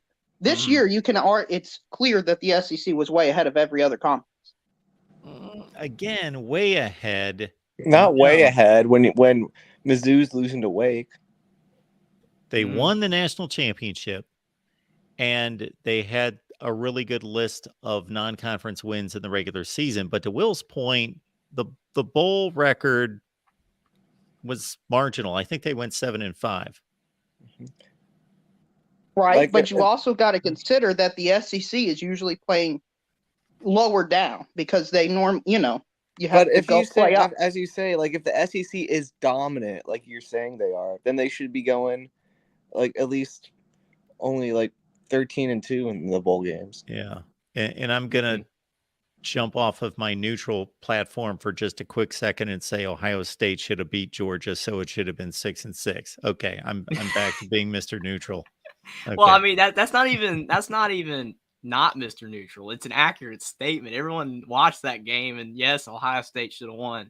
Marvin Harrison doesn't get hurt in the field goal and all that. I mean, that's accurate. It was a great game, and Georgia won, but it definitely could have gone the other way. Only hey Jeffrey, does people get injured in games? Does that ever happen before? No, that's why Alabama fans said that if Mechie didn't get hurt and in that year and Waddle didn't get hurt, then Alabama would have won it all against Georgia. So I mean, yeah, everyone's going to use injuries as an example. I mean, you look at the way Ohio State was doing pre Marvin Harrison injury to after, it's pretty clear that Ohio State was going to win that game. You are absolutely right, but what if the roles were reversed? Georgia was winning, and then Georgia had a player go down that was vitally important, like Stetson Bennett. Just say he got hurt, and then they fall apart. Ohio State wins. Then I mean, you would just do the same thing. I don't think you would see the same thing. I believe that. That's right. But I believe injuries shouldn't be equated for games. Let's put it this way, Darrell. Georgia won the game fair and square, even though there would be some folks that would say the Marvin Harrison play was a bit iffy. I'm not even going to go there. They won the game fair and square. But what we are doing here is we're evaluating play, performance, not just saying, well, they won and they lost, because 42-41 is much different than 52-3. So Ohio State showed on that night that they could play right with Georgia and outplay them for most of the game. Correct? You're right. Okay. But you also need to take into account who actually won the game. That's Absolutely. the most important single piece of data is who won the game. And Yes. that cannot be lost in the conversation. But And we're I feel like evaluating the conferences. Therefore, the performance and the manner in which the game was won is huge. It is, but the result also matters significantly. It's kind of like to Mark's point when he kept talking about like a game like Purdue-Syracuse last year, how Purdue should have won that game, but stuff happened at the end. You can't help that stuff happens, and then Syracuse wins. And then people were telling Mark and me and everyone else that talks football that Syracuse was going to go 9-3, 10-2 at the end of the year because they beat Purdue. They won a couple of games that were pretty good wins, but they barely won those games. And then what happened to Syracuse? They tanked at the end of the year because they actually weren't very good. They did have an injury to Garrett Schrader. Again, injuries don't matter according to you, but Syracuse just completely fell apart and wasn't good. But they really shouldn't have beat Purdue. They shouldn't have beat Virginia. I mean, it's just the way it is. Sometimes injuries make a difference. Sometimes plays that the refs do make a difference, and there's not much you can do about it. So you're right, but you still have to take those things into account instead of blindly just saying who won or lost. I couldn't leave Tim out. If I was just letting in, the floodgates are opened now. So, hello, hey, Tim. I'm not even sure how I want to respond to this one, but for real, it's usually maybe it's the messenger. If you were coming from like Alabama, or if you were coming from Georgia or LSU and talking mad smack on it, it's just hard hearing it from Kentucky. I gotta be honest. No one is debating that the SEC has won all the championships, right? Clemson jumped in for a couple here. Ohio State jumped in for one. We get it. But we're talking like 2 or 3 teams here, really. We're talking about, championship-wise being dominant. You're talking about LSU, Georgia, and Alabama. That's like 3 out of 14 teams, man. And you guys were a field goal away, granted, ifs and buts, right? But it's not like Georgia kicked the crud out of Ohio State. Wouldn't you say that was a pretty close game? I already agreed to that with Mark. Okay, yes, it was close. So you got to stop just short of saying that it's not, and it's not even close. Say the SEC is the best conference. Everyone goes, "Yep, you're right. We agree. You nailed it, 100%." But you can't throw in there by a mile, by a huge margin, because then you just sound silly. Well, you could think I sound silly, and that's your opinion, and that's your right to do that, but that's just what I think. I mean, you were saying only 3 SEC teams. What other conference recently has had 3 teams win the national championship from that conference? And that's why we're all saying that the SEC is the best conference. But having the best team, like for instance, all those years when USC was, really dominant, did that make the Pac-12 the best conference? No, you can't just have one team be dominant. It's depth matters. So how many need? You need 3? I think more depth than that. It's not just being talented at the top and winning the national championship that matters. Right. Every game matters. LSU was far from dominant this year. Right. I think. Well, LSU's kind of, oh God, it's going to hurt me to say. LSU, when they're good, is really good. And when they're bad, they lose to Texas A&M by 2 scores. Right? And it sounds like a team that I like. They're really good and they can be really bad. They're up and then they're down. They're up and then they're down. I mean, it's still, they've won 3 national championships recently, right? In recent years, right? So, I mean, that's why I say LSU, but it's just the level that you take it to. I get it. I'm not sure if this is a bit you're doing or whatever. I'm not sure, but it's twofold. One, it's dude, you're from Kentucky, and 2, it's a bit extreme. Like I think that if you're talking a couple of years ago, you probably had a pretty good point, but across the board, the Big Ten just getting better. Period. Ohio State really came on strong and put a good team out there this year that went toe to toe with the best team in the country. So I mean, you can't say things like by a huge margin or by a lot. You can't. It gets ridiculous. I agree with you. Ohio State was a great team. I agree with you. Michigan was a great team. Penn State was a really solid team. Yeah. It's just after those 3, I just don't know how good the Big Ten was. I mean, the USC did pretty good. They're Big Ten now. Okay, sorry, Connor, wherever you are. All right, they're still in the Pac-12. But, once you all join the Big Ten, I mean, the Big Ten's going to be a serious. They're going to be serious. The only problem is if Texas and Oklahoma join at the same time. So there's Connor's statement right there. Did you get me? He's right. Every game should matter, and that 30-3 butt whooping that Florida took should be a count. Opt-outs were a part of that, though. No, hey, listen, Jeffrey, I'm reminded constantly Kentucky lost to Iowa 21-0. It doesn't matter that a potential top 10 pick wasn't playing that game, okay? Yeah, I mean, I do take that into account because I picked Kentucky to win that game when I did, my picks for the bowl games, and Kentucky lost because I didn't know that the backup was that bad. You can't tell how, the backups are going to be. You just have no idea. I did pick Oregon State to beat Florida because of the opt-outs, and I felt Oregon State had, their stars they were going to win. But the bowl games are impossible now. You just have no idea. Florida wasn't winning that game. They quit. That team quit. And let's be honest, Oregon State's a really good football team. We can't take away from Oregon State. I was out of my chair. Hold on. Can you repeat that? Can someone clip that? What's the timestamp on that? Okay, say it again. Oregon State is a really good team. They were 10-3 last year. They were a top 15 team. I don't see how that can be argued that they weren't a really good football team. Mm-hmm. I consider that pretty good. Better quarterback play, they could have beat USC earlier, in the year last year. No offense to them, but their quarterback play was bad early on in the season. Mm-hmm. And I mean, they basically beat Oregon without any quarterback play. Mm-hmm. Yeah, that's that offensive line. They got a nice offensive line. Yeah, and so if we're gonna not count, so we're saying opt-outs. A reason why Florida had trouble and our teams had trouble. Are we going to say because Marvin Harrison didn't play a second half that's also probably a big factor too? Yes, that's what I'm saying. You got to take these things into account. I heard you guys talking. Yeah, so you got to take this into account. It is what it is. One of the best players in the country.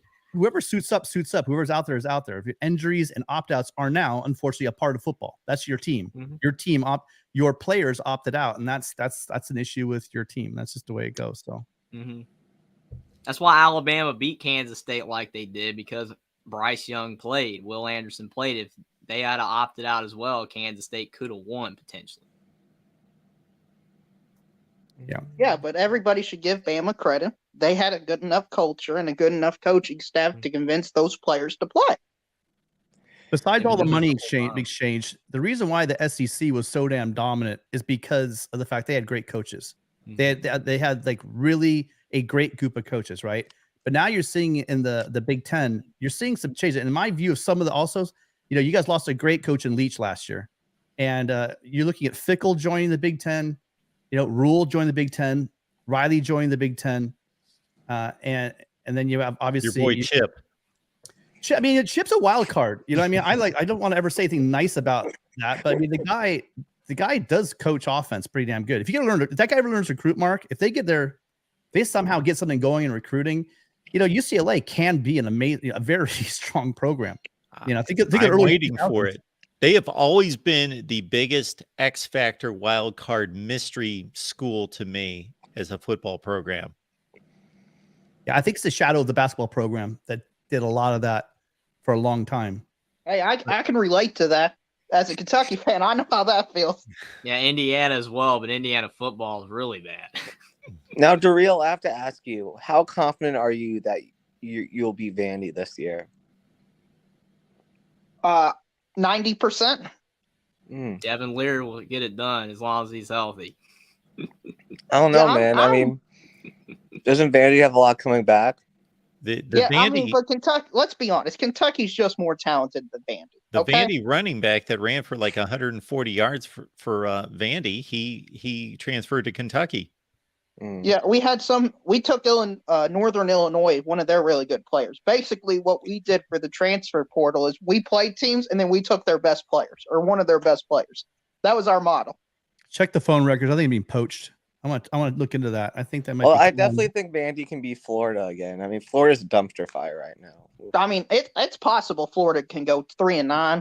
I think Florida's going to miss Dan Mullen a little bit until they get their next great head coach potentially, or they get it figured out, and then they won't. Yeah, I mean, I know Uncle Lou talks about it a lot, but Florida is becoming the new Tennessee, where they're just constantly in purgatory. I still can't believe they couldn't get anyone better than Graham Mertz, man. Like I couldn't believe he transferred there. I still can't believe it. I mean, I saw him play against my Irish, man. He was rough. I think he had like 3 touchdowns and 11 and 4 picks total. Speaking of rough, hey Will, before I can't let you off, what's up with your offensive coordinator being your tight ends coach last year? Tell me about this. Tell me about that really quick before you go. Damn, man. In a while since that was a low moment. That was a low moment, Tim. No. Man. I mean, Will, can I ask you, is it 9-3, 8-4 on the table?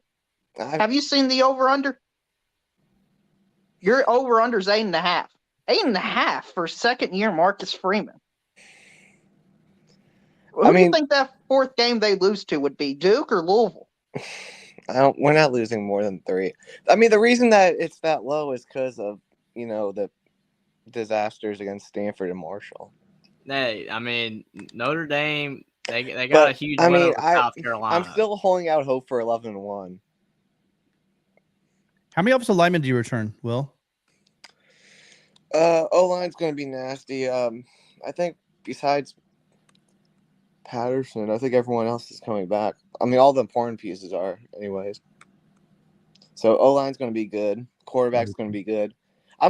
This might be the best Notre Dame offense since 2015. They just need to get the play calling right.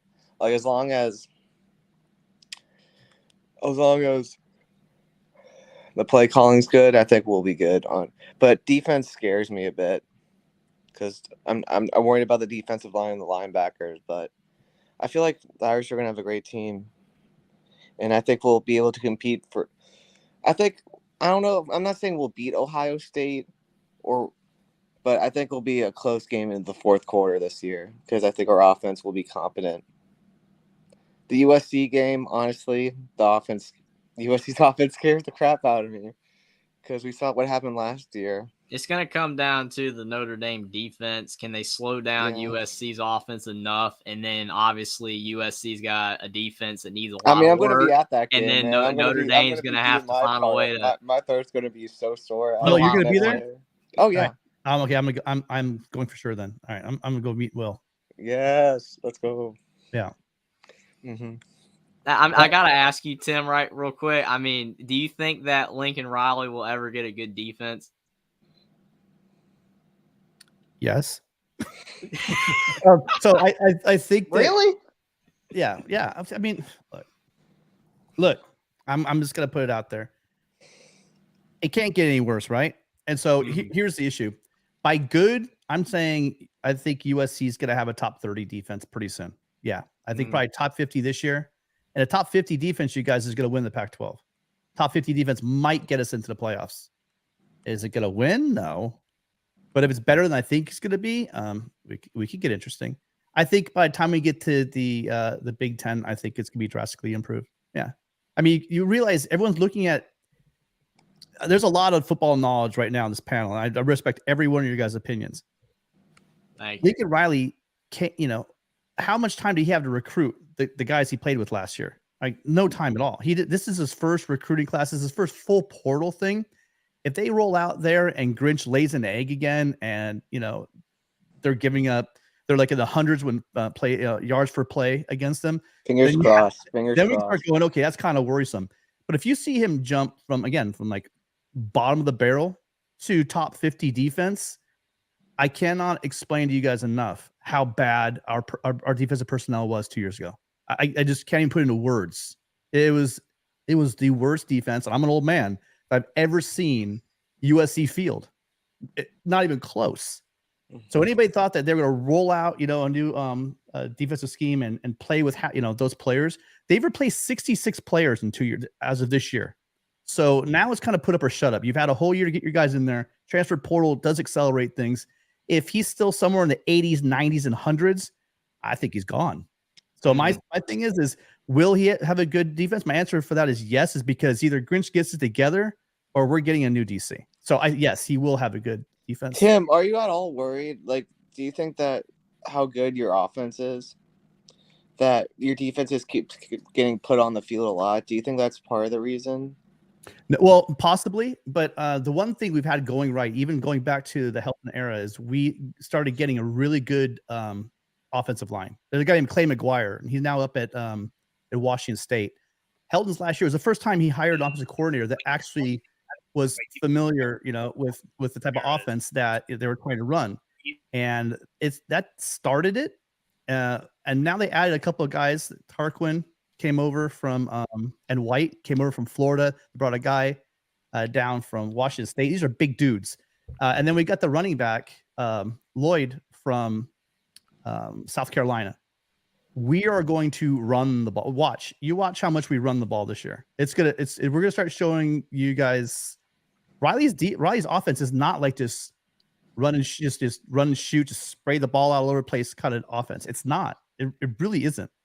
And so you have to, you'll see. I guarantee it. The way they're talking, because the best defense is a good offense, period. I think at this point, with LBC on the line now, we appreciate Rick joining us, and Jackson wants to get on the line. It's like time for you guys to just completely take over, and I'll jump off, and you guys can just go crazy. Before you go, Mark, where we are here. Before you go, Mark, because I did call to say hi to these guys. I love these guys, but I called because I wanted to talk about you're going to be doing your all-time rankings. Yes. And I wanted you maybe to rethink one category. I think of all long time lists I've seen, I think yours is about as thorough and as good as anyone, if not the best. But one beef I have with you is I just don't think you give enough credence. I think you give too much credence to all-time wins and not enough to winning percentage. Okay, winning percentage. And you don't give enough credence to bowl percentage. Because here's my thing. Everyone plays this weird schedule and just a bunch of games, right? Matter of fact, some teams play a lot of FCS. Some teams don't play any FCS. Do you include the FCS games in your percentages? Yes, it is impossible for me to run through the history of college football and extract all the FCS wins. And I anticipated that answer. Program. But here's your answer. Are there any FCS guys in bowl games? No. And you're right. I think ESPN has watered it down quite a bit in recent years. But if you're like a top 10 team, top 5 team, you're not playing in a lot of those garbage bowls anyway. You're usually playing in some pretty good bowls, right? And the one thing I have is there are a couple people who are not going to be happy with me on this panel, but if you've got a losing record in bowl games, it's just hard for me to check up and say that you might be one of the best programs in history. That's my beef. You guys can disagree with me or not, but I think one criteria for being a top 5 team is you have a winning record in bowl games. Curse you, Charlie Weiss. Well, I'm not saying, Tim, that you don't have a good point there, because I think that's yes. I would change a number of my rankings slightly in a lot of things if I had the resources to say, okay, I want this factored out. If I could press a button and have certain things filtered out, but I can't. So yeah, I cannot take that out. I'm just going strictly by winning percentage. And you make a really good point, because yes, take any of the great programs during their heyday. Let's take Ohio State currently. You look every year, they're playing a top 3 or 4 team in the country. And you take Ole Miss has a lot of bowl wins.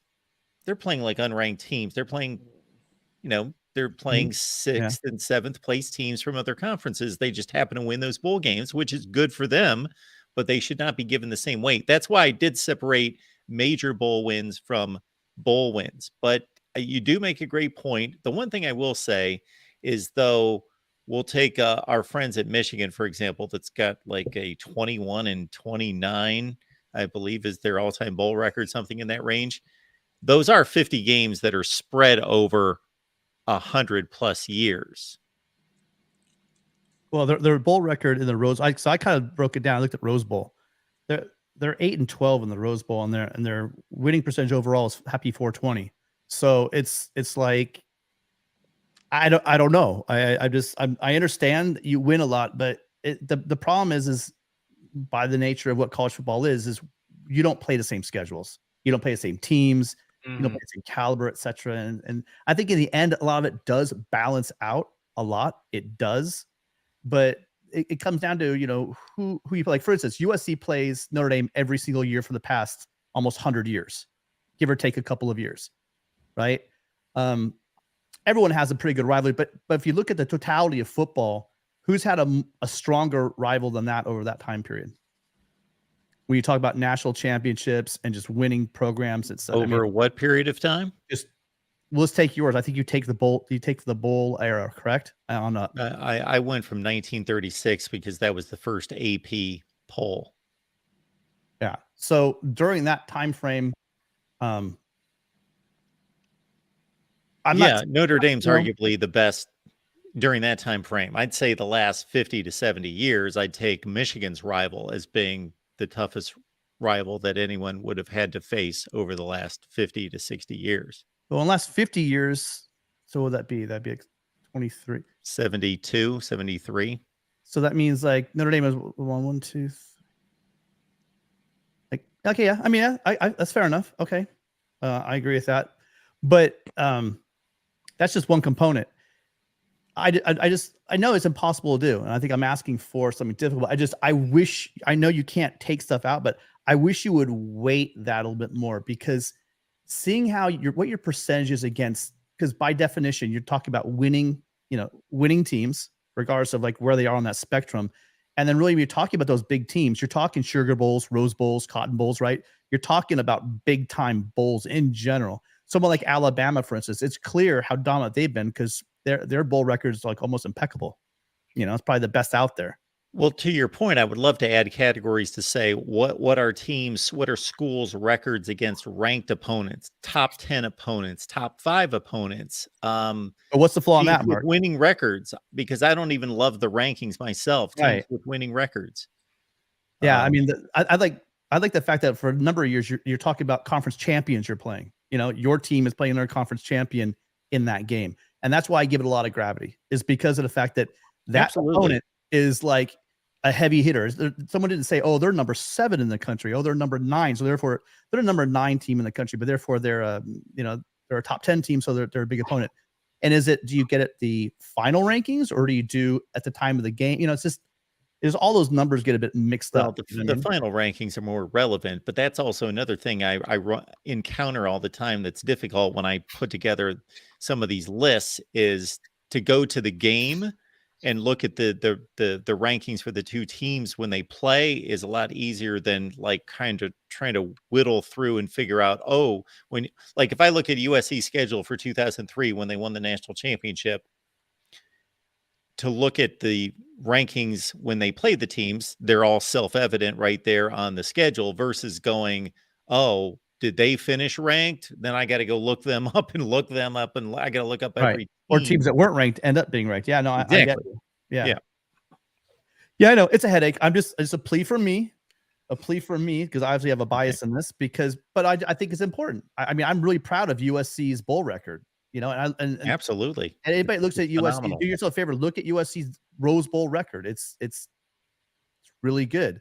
So then to see them put behind teams that don't have the greatest bowl record, I go, I don't know. I just think a lot of empty calories. I think a lot of wins in your regular season can be a lot of empty calories. And also, I'm proud of the fact that USC has never played an FCS team ever. Like they're the only team ever to do that.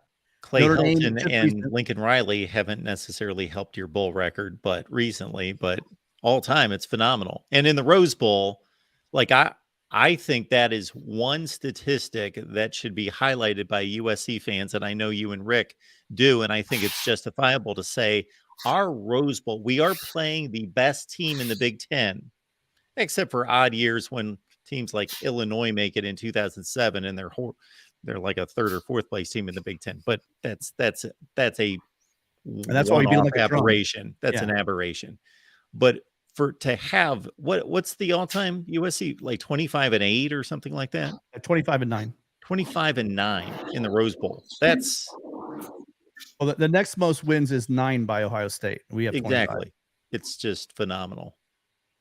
Yeah.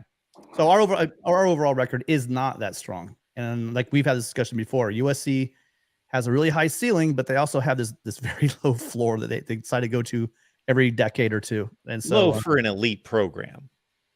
It's right. not low. By top 10 standards, yeah. Even Clay Helton's record, 85% of America would have liked to have had his winning percentage at USC. Well, there's a good chance that our worst coach of all time won a Rose Bowl. So there you go. You know, there's a lot of programs that haven't even won a Rose Bowl. So yeah. All right, that was my little. Can I talk about plea. Hopefully, we're going to bring Rick in here, and Rick, give me just 2 seconds because I want to. Got it. I want to recognize our first All Access Hall of Famer YouTube member, Shoelace Sooner. Thank you so much for that. And also, I have posted our YouTube members that have joined. We got 20 members right now as YouTube members. So thank you so much for being members here at the Voice of College Football. And I would encourage everyone, not necessarily to be a YouTube member, but at least check it out and see what the benefits are and give it a look. I am going to make myself dinner, and I'll allow you guys just to go to town, and we'll bring Jackson in here as well. Oh, what's up, gents? How's it going? What's up, Jackson? Not much. Just spreading the joy of the Easter Beagle on account of Easter being 3 days from now. Yep. So is Darrell on here? Well, hold on a second, Jackson. Didn't you have Rick? You want to make a point about defense, right? Yeah. Is Darrell still on here? Yeah. I'm here. We're all here. Okay. I'm still here. So I've been listening to Tim's rant for 10 minutes about bowl winning percentage. It's appropriate that the reel's in the middle because everyone's just going to like. Hey, hold on. I'm looking up Kentucky's bowl record. Go on, guys. It's appropriate that he's going Please to don't be look there up because, any all-time we stats. all know Hang on. the SEC plays the best defense. Darrell, can you agree with me on that the best defense is played in the SEC? Yes. Can we get an agreement? Okay, good. And we know USC has a horrible defense last year, correct? Yes. Can you agree with me on that? Okay. So if I take a look at your best team in the SEC, Georgia, and I look at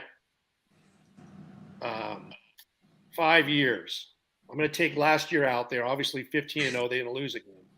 but 2017 to 2021, I believe that's 5 years. They lost 10 games. 6 of those losses, they gave up a total of 239 points, which is 39.8 points a game. Now, if I didn't reveal the team and if I just told you that, hey, a random team lost 10 games in 5 years, but 6 of those losses were by a total of 239 points for 39.8 points a game, most people would laugh at that type of defense. But that is Georgia in the best conference, the best team in America under Kirby Smart. So I know the SC is for real, but Daryl, how do you give up 239 points in 6 of your 10 losses? How? Well, you play teams with amazing offenses with generational quarterbacks. And there's only one way, really, Okay. I've seen Georgia get beat repeatedly, and that's just with teams. You know what? What were you saying? Well, I was just going to say, is it good defense or now it's great offense? Because for the longest time in the Pac-10 and the Pac-12, we've been ahead of the curve with generational quarterbacks, but we've had to hear for several years that you just don't play good defense out there. And we try to tell you boys back then that, no, we've got great quarterbacks when you guys were slugging out 9-6 with LSU and Alabama about 15 years ago.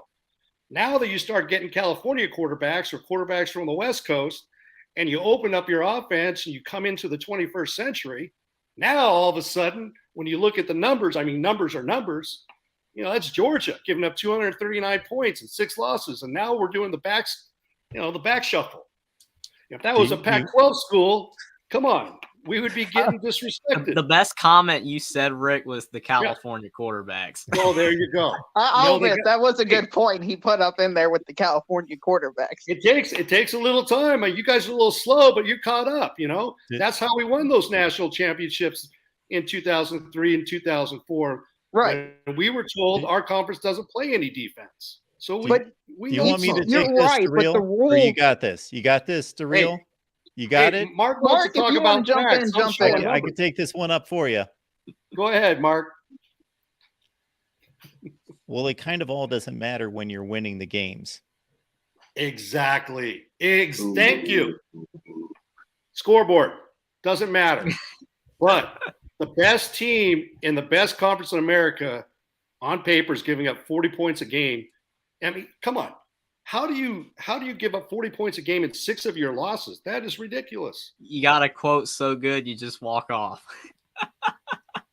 Yep, there you go. Elvis left the building. Daryl, I love you, man. I love you too, LBC. I'm just asking you the question, dude. Listen, but USC, I think. All right, that's all I got. No, you're fine. I think USC has a talented enough offense to beat Georgia. My issue is I have no faith in Alex Grinch on defense. If USC had a capable defense, just capable, I would seriously consider them a national championship threat. They would be in the same tier with me as Georgia, Alabama, and Ohio State. But until they prove they can have a capable defense with Alex Grinch at the helm, I just don't see it. In all seriousness, okay, so we're going to go here. Hey, it took Kirby Smart a few years to build up that defense. Okay, Lincoln Riley's had 1 year. Yes, but at Oklahoma, he has the same defensive coordinator. Sure, I get that. But at the same time, Daryl, USC is not Oklahoma. You can't compare the two. Exactly. I'm seeing direct parallels between the two paths. I'm seeing very similar things from what I saw at Oklahoma with Lincoln Riley, and I'm seeing with USC at Lincoln Riley. And I think a lot of people are going to compare those two things. Don't compare Oklahoma and USC at all, because USC has a higher ceiling. Okay, and that's what a lot of people across the country don't realize or don't want to know or don't remember. But when USC is at its best, a la John McKay, Roberts, breaking up, Rick. Many programs in the country, including Oklahoma. It just is. So we I have just the wanna- ability to build a roster. I agree with you there, You Rick, know, for sure. to that I'll of the kind of SEC. back That of up the the real SEC. just a hair. I think what he's saying is he's just comparing the two because they have the same coach, and he's going to believe they're going to do the same. I agree with you that USC has a higher ceiling, but Lincoln Riley will have to get, with Alex Grinch, a good defense, or without Alex Grinch, a good defense, or they're never going to be a national championship winning team. They weren't at Oklahoma because the defense was poor. I agree that USC can achieve that, but they're going to have to get a better defense or there's no chance. There's a lot of reasons to go behind it. There's a lot of theories going behind it as well. But I will tell you one reason why Lincoln Riley left Oklahoma is not, and I repeat, not because he was scared of the SEC. That's a beautiful narrative, but anybody who knows coaches and their egos, they think they can do anything. Number one. Number two, the real story behind him leaving was the fact that he felt he was not being supported by the OU athletic department. He wanted more staff.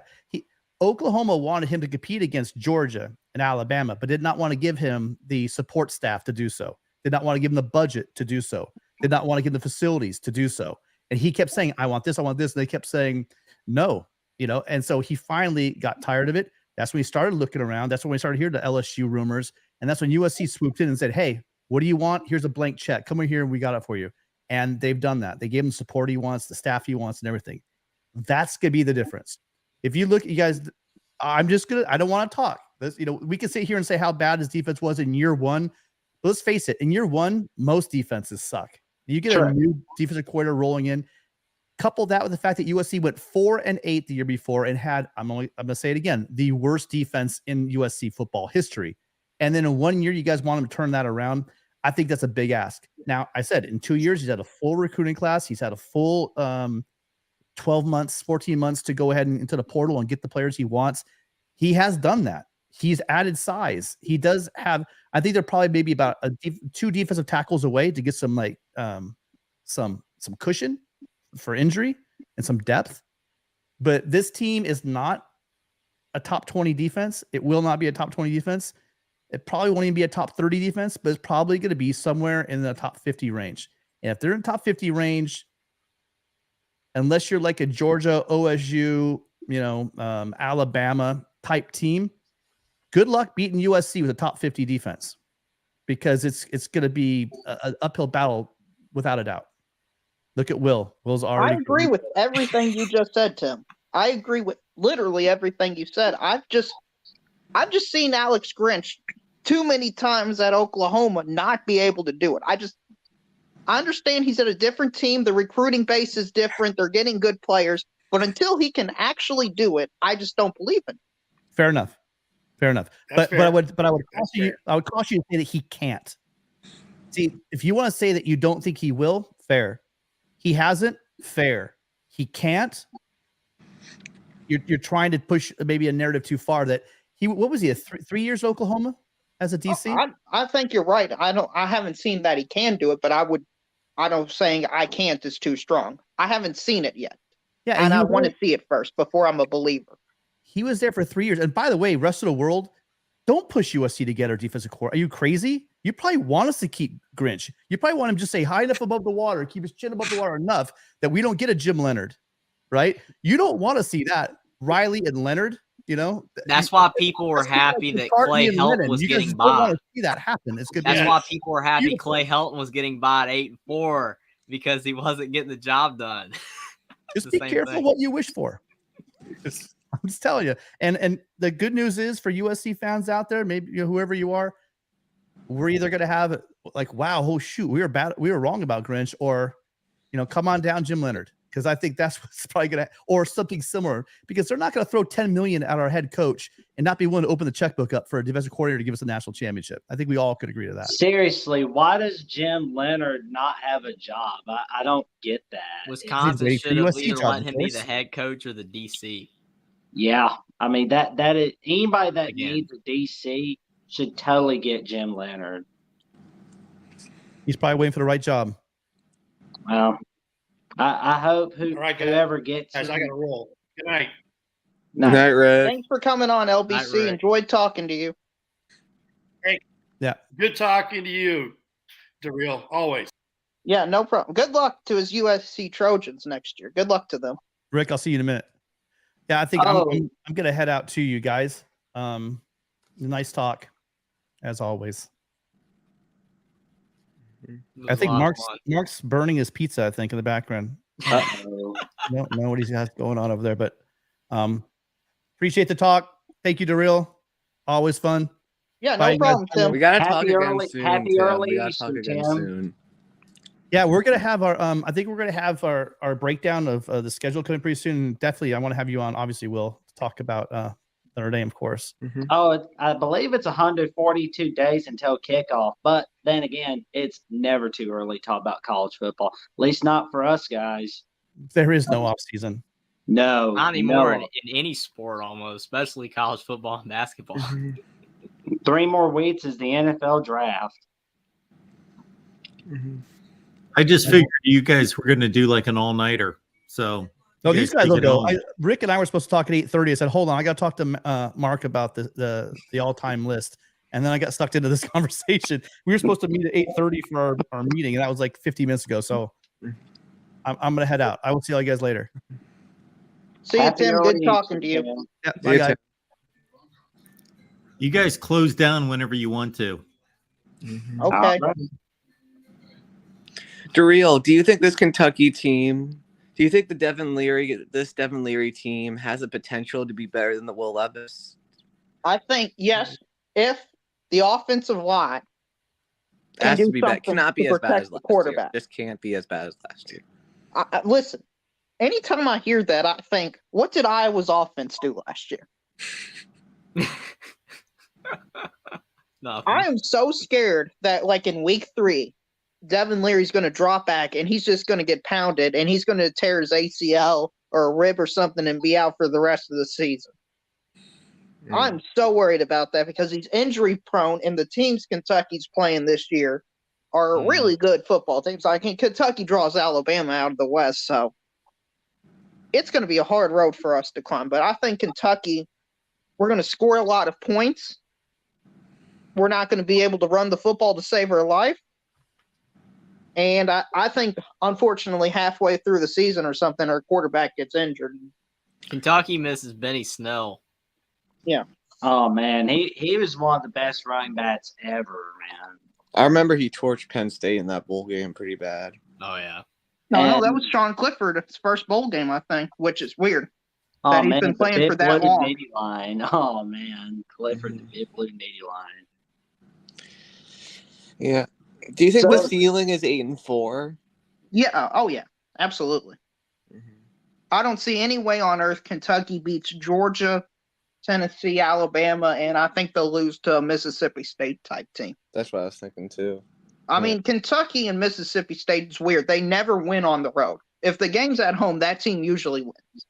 Mm-hmm. What about South Carolina, Louisville, and Missouri? Where do you see them? Where do you see Kentucky going against those three, Darrell? Okay. South Carolina, I feel the most confident about. Missouri, it's my dark horse SEC team this year to go like 9-3. So I think they're going to be really good. I think this is Missouri's year to take their step up. And Louisville, they're just a complete wild card. I have no idea what to expect with them with Jeff Brom as their new head coach. Do you think that if Mizzou has another 6-6 season, Eli Drinkwitz is done?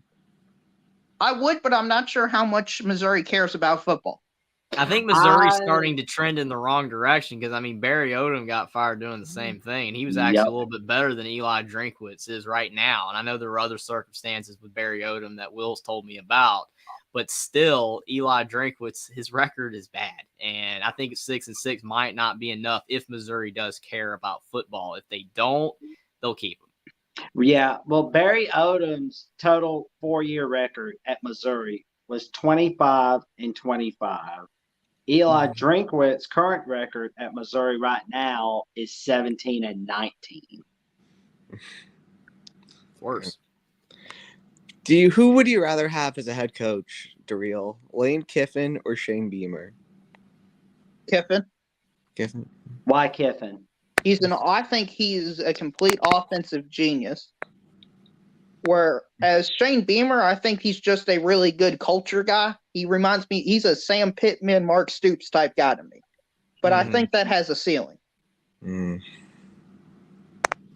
Yeah, I agree with that. I mean, because Sam Pittman, I mean, the way that Arkansas was, trending up, they were like everybody's pick to potentially win the West, even almost, even though that was a long shot. But they were really disappointed. Kentucky's all over the place. Mark Stoops will have a good year going 9-4, and then they have what they had last year going like 6-6 ish. And then to your point, South Carolina, they have shown some promise, but it's probably not sustainable. So I would agree with the Lane Kiffin has the higher ceiling for sure, and that the culture guys they can't build sustained success. They can have good seasons. I would even argue in a weird way, Tom Allen's kind of a culture guy at IU in a weird way, even though they've been bad because they had a couple good years and it's down. This year they could be better. They've got some decent pieces, but it's not sustainable. They can't keep it good for years, years on years. Well, yeah, in 2020, you all should have made the Big Ten championship game. You all really should have. That bothered me so much. They had a rule. You had to play X amount of games. Ohio State didn't play X amount of games. They should have not have been in the Big Ten championship game. Yeah, they bailed them out. Yeah, they did that rule for a team like Indiana if they were 5-0. And they didn't make the rule all the way across the board. It was a bad move by the Big Ten. That whole season was handled badly by the Big Ten. Right. But Jeffrey, and I'm pretty sure. I think we're both pretty sure if Indiana and Ohio State's role were reversed, they wouldn't do anything for them. Yep, 100%. It's unfortunate. The brand power is huge, kind of like with the SEC. Ohio State's brand appeal, is way over Indiana in football. It's just the way it is. Hey, let's ask Jackson some questions since he's on here. Jackson, do you think you'll be able to beat teams by more than one possession this year? Now, you can ask me too. I'm technically an Alabama fan as well. So I was wondering when you get around to that. I mean, tell you the truth, I'm a little bit nervous with some of the staff hires that Bama's made this year. Because, I mean, the fact that Notre Dame fans were happy to see Tommy Rees go is a bad sign, at least in my take. I was really surprised they hired him. Yeah. Well, I mean, they couldn't get Ryan Grubb from Washington, right? I believe that's his name. Yeah. My question is, does this help the Pac-12 in a way? Because, he decides, nah, I'm not going to go to Alabama. I'm going to run it back with Michael Penix Jr. and try to win the Pac-12. I actually think that's why he stayed. I really do, because the uncertainty at Alabama at the quarterback position, maybe he didn't like what he saw. He would have got paid a lot more, and who knows if that really was the reason. But like you said, too, running back with Michael Penix, because he's fantastic. I knew the guy was fantastic at Indiana, and they, no one really thought he was. But he was always getting hurt. But I knew if he got a chance, he could stay healthy, he would be fantastic, and that's what he's done for sure. Okay, Jackson, that was a really great answer. I really enjoyed it. The only problem is you didn't answer my question, okay? Do you think Alabama is going to continue to play in one-possession games? Yeah. And do you think they're going to win all of them like they have been doing, or most of them? I think they're going to win a lot of them, but I do think they'll definitely get revenge against Tennessee for sure. So, anytime you see a revenge game, Bama's always winning that one. Do you think they're winning both, though? I don't know. I think they're going to lose one. Well, the team I think will give Bama a hard time, and this is going to be a shocker, but it's going to be Texas A&M trying to give Bama a hard time. I mean, look at the last 2 years, right? Who's giving Bama a hard time? Yeah, and the game's going to be at A&M. I think that Alabama, in my opinion, I think that they'll win the games that they beat, the teams they beat more, dominantly. They'll blow them out more. Not all of them, but some of them. They'll do better in that regard, but I still think they're going to lose a couple games as of right now. They're not unbeatable. I think they're going to lose a couple games, but they should do better against the worst opponents, unlike last season. True. I mean, I still haven't really figured out who's going to be the West Division winner yet, but One I mean, I Somebody think among it's them. probably Will's favorite coach of all time. I'm From what I freaking worried think, about how good they're going to be this year. I really don't want them to win the West again. I think really it's going to don't. be LSU. I And mean, BK. I'll be Have it honest, your way. Will. I Go think to it could be the worst truth. case scenario. LSU could win the Natty this year. You really, the real, dude. Come on, Florida State. Okay, beating Alabama in regular season game is one thing, but do you really believe that BK can win the big game in the postseason? Because he's shown so far he can't do it. Well, he did beat Bama last year. Now I don't People know. talked about James Franklin not winning the big game either, and he did beat Utah. So Yeah. I mean, Right. Can Brian Kelly do it? He did beat Bama to Drill's point, but he has beat struggled Bama in the in regular bowl season. games and stuff. Yes. He always won a big he regular always has a season stinker. game. He always has a stinker, and and Right. I'm like, okay, is he gonna have it? I'm like, okay, he did have it against A&M. Like he can win the big game in the regular season, but he can't win the big game in the postseason, like the SEC title game. He can't win a big game in the BCS Bowl. He can't win a big game in a New Year's Six Bowl. Do you really think he can lead LSU to the Natty? Well, it's the question. See, I think the framing of your statement is wrong. I wouldn't put it 100% on Brian Kelly. I would put it on Notre Dame. I wonder if they just hit a recruiting talent wall that now at LSU they don't have. I was also talking about his record from Cincinnati as well, because, like, again, not just at Notre Dame. I mean, wouldn't that same argument apply? Regular season, but he never won the big postseason game. Like 2008, he got Cincinnati win the Big East, but they didn't win the BCS Bowl against Virginia Tech in New Year's Day. So, well, I feel like the thing that bothered me the most, Tariel, is not that we lost the games. It's that we got humiliated in like every game. Like, even though Notre Dame has less talent than those teams, like the games should at least be like at worst 2-score games, and they weren't. Competitive, yeah. Yeah. I understand that, Will, but I think you might just have to accept the reality of the situation that Notre Dame's just not going to be on that level and can reach that level. I mean, beating Purdue without a head coach 63-7 is not a big victory. They won the SEC West in year one. They beat you all by Texas A&M on a 2-point conversion. It's still they beat Bama. It's not like every team in the country does that. Yeah, but they looked sloppy against Arkansas without KJ Jefferson. Oh, they should have lost that game. The way they played in that game made me feel they were going to lose to Texas A&M. Was I sure they were going to lose to Texas A&M? No, I still thought they would find a way to get it done. But they played awful against Arkansas. And a lot of people, were completely shocked. But a lot of people thought that LSU would win that game by a lot, because Arkansas didn't have KJ Jefferson. I think that people would have picked Arkansas more if KJ Jefferson was playing in that game. I think a lot of people were surprised by that result, but to everyone's point about Brian Kelly, his consistency as a head coach has not been there at Notre Dame or LSU so far. It's up and down. That's not a good sign when you're trying to build sustained success. You maybe can beat Alabama on a 2-point conversion play on your own field, but you can't beat A&M on the road that ended up 5-7. You barely beat Arkansas, who had their backup quarterback in. That's just not good. Darrell, I don't know, man. Like, I understand that about the talent thing, but like Lou Holtz was able to win with less talent. Like, but dude, that was like what, 40 years ago? I mean, that was way, way, way back in the day.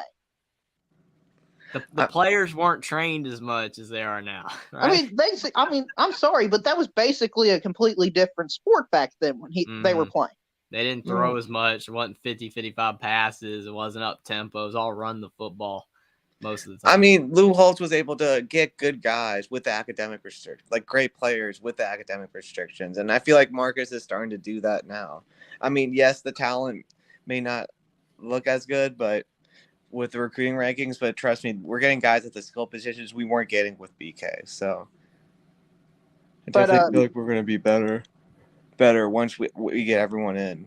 It might not be this year, but for sure. I mean, Matthew Mayer or Michael Mayer. I mean, he he needed way better quarterback play. Michael Mayer did not get good quarterback play. The We- offense was not run right. He could have really been utilized because he was fantastic.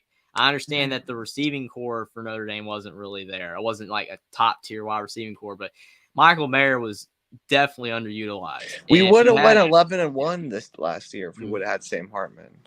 Yes, I actually agree with that statement because there's no way they're losing to Marshall or Stanford with Sam Hartman.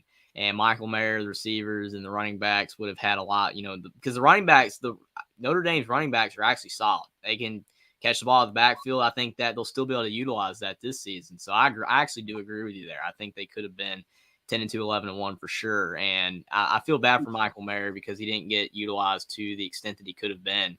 But it is what it is. Sometimes players don't get, to showcase their abilities. I mean, he's a great player. That's why he's going to be a first-round draft pick. But it's unfortunate to have a player like that doesn't get utilized in the way that he could have. It also didn't help. He was the only option for offense that they had. I mean, when you run the same, basically, you know who it's going to. I felt like that really cost him in the Stanford and Marshall game. Yeah, I mean, Jaden Thomas and Braden Lindsey both were both great receivers. They just weren't utilized well because Drew Pine wasn't great at quarterback. Oh man, can't Why he's wait going to see that. Arizona State, right? Yeah, have fun, Drew. Have fun with the hot women at that school. I can't Anyway, wait to see the Jackson, way. do you know who your quarterback's going to be for Alabama? I believe it's Jalen Milroe. Okay, so you're telling me Alabama's probably going to go 8-4. Yeah, Jalen Milroe is more than likely not going to be the starting quarterback. I doubt think it's they're going to gonna be be that 8-4. 5-star guy they got, or the 4-star quarterback that's behind him. I can't remember his name right now, but it's not going to be Milroe. If Milroe's the quarterback, he's gotten a lot better at passing. I can say that as a sports fan / slight Alabama fan. I'm an Alabama fan from ancestry, so I can tell you that Alabama is not going to go with Milroe unless he's gotten a lot better passing the football. I can tell you that. Right. But Because right now, the real point, they will go 8-4 if Milroe hasn't gotten better at passing. true. Right now, I'm kind of thinking it could be like an 11-1, 10-2. Right now, I'm not really sure, but when I get those preseason magazines over the summer, I'll know a little more on what's up. Well, do you have anybody on defense that could somewhat replace what Will Anderson Jr. did? Oof. That's a good question. Will Anderson wasn't that good last year, though. Yeah, I was actually gonna say that. Sometimes like team defense is better than one player. It's kind of like if Notre Dame's offense this year is better than last year, but they don't have a player that's going to get drafted as high as Michael Mayer. It doesn't matter. It's a team effort kind of deal. More players getting showcased. You're having more production from more players. Alabama's defense could be better if more players are good. Because, I mean, the corners for Alabama were bad. I thought Kool-Aid McKinstry vastly underperformed. You want to talk about Will Anderson underperforming. Kool-Aid McKinstry vastly underperformed. Jordan Battle underperformed. The safeties and corners were not good. That's why they got torched at times. I mean, they got torched by Jaden Daniels. That shouldn't happen. Jaden Daniels is not an elite quarterback. Solid. He's not elite. I think that overall Alabama's defense collectively has to improve. And if it does, then Will Anderson won't be missed that much because he was a great player, but he's one guy. He's not the whole defense. And to Will's point, he wasn't as good last year. Yeah. Okay, so I've got Will about Notre Dame. I've talked to Jackson about Alabama. Jeffrey, what are you expecting for Indiana this year? Well, I mean, I think that overall, looking at who they got, I mean, Taven Jackson, the younger brother of Trace Jackson Davis, he was a former 4-star recruit, freshman at Tennessee, didn't play much, transfers to Indiana. I think he has a lot of potential, and a lot of people are cautiously optimistic that he can perform right out of the gate, even though he hasn't had really any college experience. The other quarterbacks Indiana has are all young. Dexter Williams, who won the Michigan State game last year, he, has a messed up knee. It's not even a torn ACL. He completely jacked his knee up, unfortunately, so he won't be available at the start of the season. So it's probably going to be Taven Jackson. They got EJ Williams, a former 5-star wide receiver recruit from Clemson. He has a lot of promise. They got DeKeese Carter from Fordham at wide receivers. Those are solid receivers. The O-line's going to be key. They did get an offensive line coach from Wisconsin and Bob Bobstad. I think he's solid. I think he will definitely make the offensive line better because the offensive line is bad. And I think that if it's a competent offensive line, something into the nature of at least Indiana 2015-16, when they actually were drafting offensive linemen to the NFL under Kevin Wilson, I think that their defense is going to be in the middle of the Big Ten, probably like the 8th or 9th best defense. If they can get the 8th best defense and the 8th best offense, they can go 6-6. But their offense last year was last, or second to last, because Iowa was last. They were second to last, and the defense was like 10th. If they can get the 8th best defense and offense, which I think they can achieve, I think they can go 6-6. Early guess would be 5-7, but I think they can go 6-6. Okay, Jeffrey, I've pulled up Indiana's schedule, and they've done something I doubt I would advise. They play a Big Ten opponent in week 1. They play Ohio State. That's the Big Ten doing that. That's not Indiana. I wouldn't. I don't know why you would play the best team in the Big Ten in the first game of the season when you need to warm up. That's kind of like Utah playing Florida and then playing Eastern Utah or Washington or something next week. Something like that. It doesn't make any sense. Yeah, I remember the ACC doing something similar last year when Clemson had to play Georgia Tech, and I feel like you're just kind of stifling the growth of their potential team. Yeah, it's not smart. Right. But I don't think they really care because it's Ohio State playing a team and it gets ratings week 1. Yeah, I understand. But if it was a Friday game or a Sunday game or the Monday game, I would somewhat agree. But it's a Saturday game. Yeah, it's not smart. Like, with all the great games on that first weekend, make it a week 0 game if you want to do something like that. I mean, it would be the marquee week 0 game because the other one's Navy versus Notre Dame. Mm-hmm. So wait, what's the Thursday night opening weekend games? Because that's what I thought. Nebraska, Minnesota is one of them.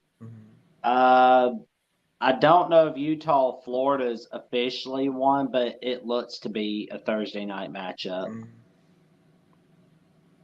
I know that Louisville, Georgia Tech, the Chick-fil-A kickoff will be on a Friday. So that. To answer the chat, because everyone's talking about my fandom or whatever, I live in North Carolina. I'm a North Carolina fan. Alabama is my ancestry team because everybody in my family, I have some family members that were from there.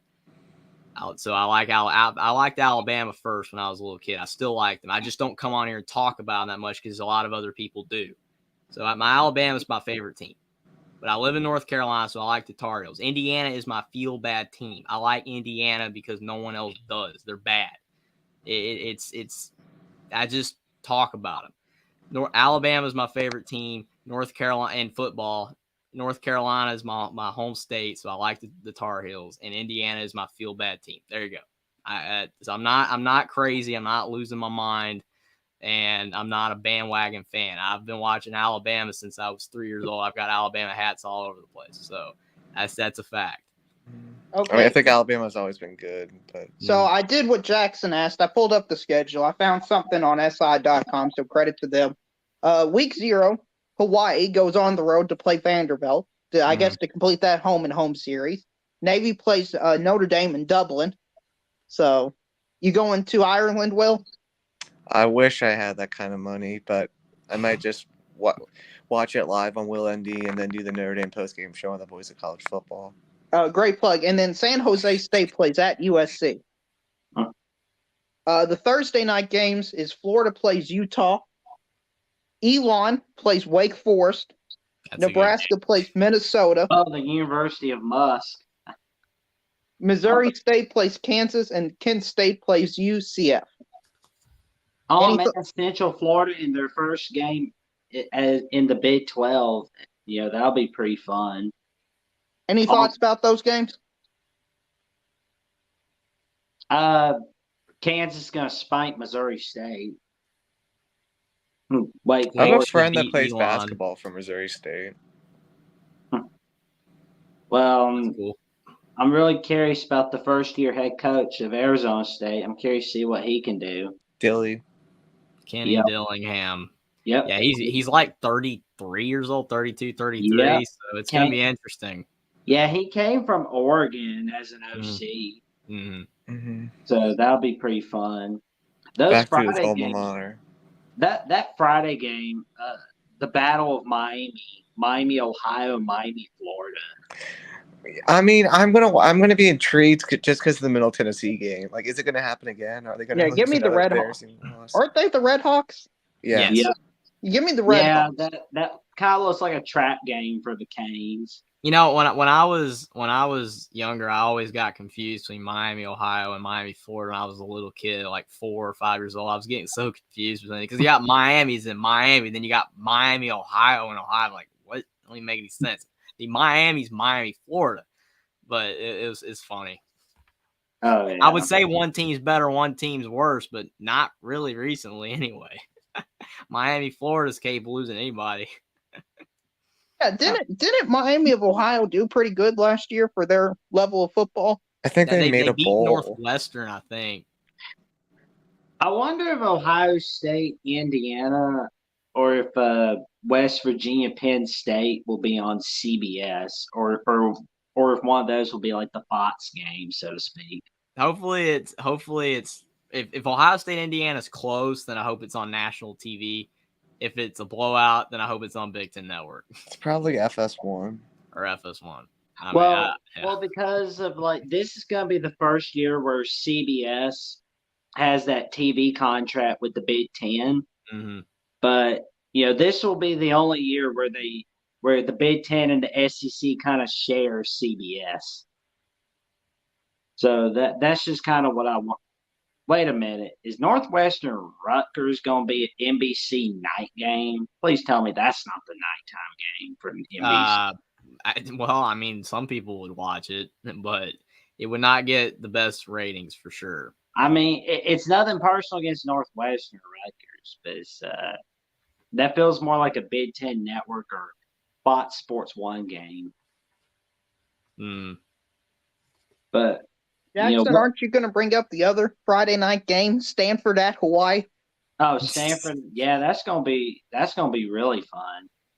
Yeah, if Stanford was back in their heyday, or like toward the end of their heyday when they were kind of starting to trend downward, when they still had Bryce Love at running back, and then they were playing Hawaii with Cole McDonald or something, that would be a great game. Any chance at all for an upset in that game? Any chance, you think? That looks like a toss-up. Hawaii has gone downhill. They're nowhere near the program they were a few years ago, but Stanford is not great right now, and they just hired an FCS coach, and Troy Taylor from Sacramento State. We have no idea how he's going to perform in his first year. Stanford is really bad at this point, but I mean, I would lean Stanford, but I could easily see Hawaii winning that one. Yeah, Hawaii is the same team that lost to Vandy by 60 at the beginning of the season. Mm-hmm. Yeah, that was a blowout. And then you got the Sunday night game. I assume it'll be a night game. You got LSU versus Florida State. Probably fantastic game. Yeah, most hyped non-conference game last year. Yeah, that's gonna be on that's gonna be the Sunday matchup. Mm-hmm. So that'll be pretty fun. And the Labor Day game is going to be Clemson-Duke. I mean, it's probably going to be over within the second quarter. Well, I mean, listen, Duke was a capable team last year. I think it'll be a close game, at least going into the fourth quarter. I think it could be a 34-20 type game Clemson wins. Yeah, I could see that too, Drew. Yeah. I agree. It wouldn't shock me if Duke was leading at halftime. Because, I mean, was all their games by one possession or less that they lost? They're like a Minnesota type team. They went really under the radar, but I'm really a believer in their head coach.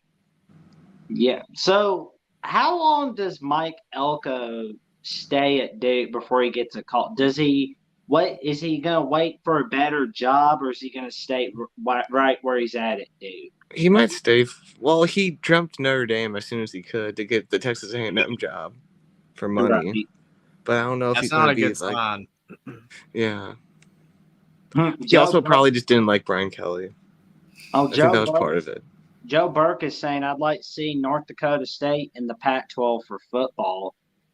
That'd be pretty cool. I was thinking more like Mountain West, to be honest. Yeah, there would be Mountain West because they don't have the academics to get into the Pac. Like, think about it. Boise State, North Dakota State.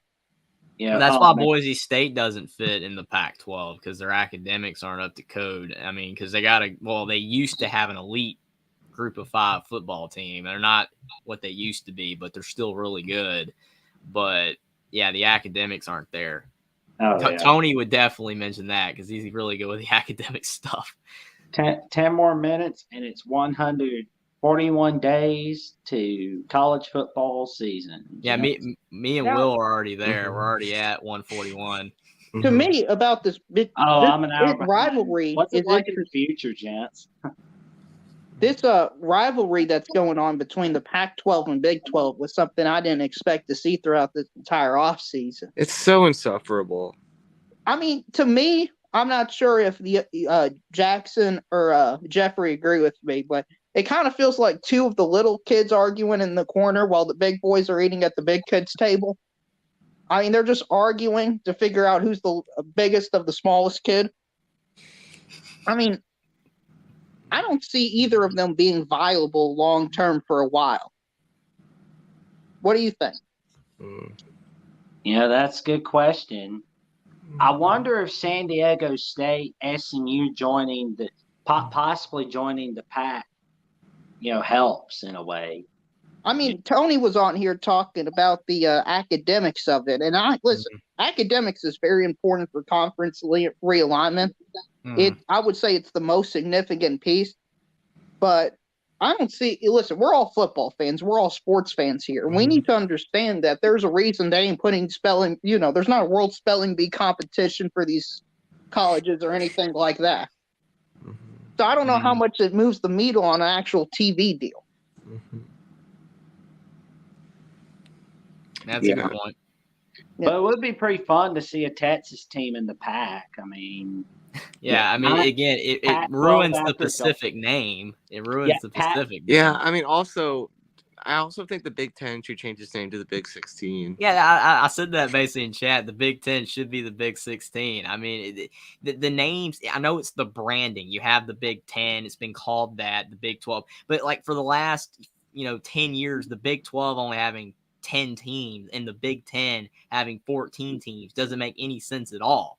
I mean, so many people that I don't, that I talk to that don't really watch sports that much or don't really know like everything that's going on. I mean, they would even be like, why is the Big 12 have 10 teams? I'm like, well, they used to have 12 teams. Why does the Big 10 have 14 teams? Well, they used to have 10 teams. It's the branding, but it makes no sense because it is the Big 16 a year and a half or whatever. It is now it's the Big 12 again. But the conference names needed to be what they represented. The ACC was the Atlantic Coast Conference. All the teams needed to be on the Atlantic Coast. The Pacific, Pac-12, Pacific 12, Pacific Coast Conference, all that stuff back in the day needs to be Pacific teams. Adding Arizona State was okay when they did go to 10 teams, but they weren't on the Pacific Coast. That's why it was the Pac-8 or the Pacific Coast Conference because those teams were on literally the coast. Adding Arizona State didn't really make sense, and then adding Utah and Colorado blew it open because they're in the mountains. So that's why the Mountain West is the Mountain West because it's mostly the mountains. And then you have San Diego State, which is literally on the coastline. Some of it just doesn't make sense for the names. It's all about branding, which is fine. But when the branding doesn't represent what your actual conference is, then it just kind of messes up the names and makes them not very legitimate. But they don't really care much. The money matters more. Yeah, I told you this earlier, but the state of Texas is going to have, if SMU joins, they'll have a Pac-12 team, a Big 12 team, and an SEC team. Within one state, you're going to have two SEC teams, and let's see, one Pac-12 team, and 4 Big 12 teams. Like, wow. I mean, that just shows you how little regionality matters. Yeah, it doesn't anymore. I wish we could go back to the 90s the way the conferences were, but it won't happen. But it's crazy. We kind of pretty much learned that regionality hasn't mattered since 2010, really. I mean, it's like, and somebody asked me this in like 2014, right? And somebody asked, did Missouri just suddenly decide they were part of the South? I'm like, no, they got sick and tired of dealing with Texas and Oklahoma. And West Virginia, well, they felt they were going to get more money from the Big 12 than they were from the Big East. So it's not a geographic decision. Nobody's sitting there going, "Oh, we don't geographically belong here." I mean, I would, be a little more willing to accept that. I mean, I know it's money, but I'd be a little more willing to accept that if you didn't have the names that now are meaningless. That's the thing. And it doesn't matter. It's just a name. And again, it's about branding, but really none of the conferences even represent what their original name was anymore. None of them do. So it's just messed up. Well, you're right that it doesn't represent the original names. My issue, I wouldn't really care about it, but with the guaranteed playoff system, the way it is, where each conference gets one playoff spot, I think you're going to have scenarios in the future where the 5th or 6th best Big 10 team could be quote unquote better than the best Big 12 team. And I think we just got to be honest with ourselves and say, is that a system we want going forward? That's why when I talked to Mark about this, probably I think it was during the season last year, and I was just saying that it doesn't make sense how you have this system that they're wanting to put in place to allow every conference to be represented, but you're making these conferences unequal by taking the best teams out of these other conferences and shoving them into the Big Ten and the SEC for money. That's fine. But doing this system to allow all the conferences to be able to participate loses its validity, and it makes absolutely no sense when you're making it where these conferences are no longer as good as they used to be. The Pac-12 will not be on the Big 10 or SEC level. The Big 12 will no longer be on the Big 10 or SEC's level. The ACC, if they lose a couple more teams, will no longer be on their level. They're not really at their level right now. So you're wanting all these conferences to be represented, but now they don't deserve to be because they've lost the teams that made them legitimate conferences.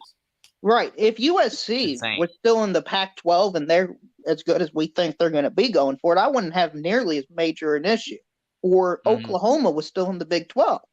I just don't see how going forward they're even going to have a top 15 team usually.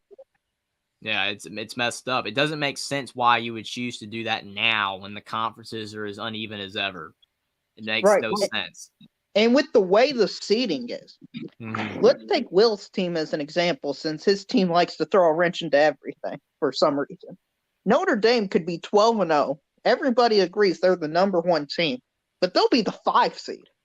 And they'll have to play most likely they'll play the poor G5 team as their reward. They'll beat them and they'll probably have to play the Big 12 or Big Pac-12 champion. I just don't think that's a good system going forward. I don't. If Notre Dame's the best team, then they should get a bye. The best 4 teams, in my opinion, should get the byes. Yeah, it should just I be hate the the best buys, 12 man. I think teams. I'd rather it just be 16 or 8. But it should be just the best 12 teams, from these conferences. And if you had the conferences being even, like the conferences were never even, but if they were like they were in the 90s, where every conference was pretty legitimate and all the conferences were on relative equal footing, then this system works. It doesn't work the way it is set up now with the way the Big Ten, SEC are way more dominant.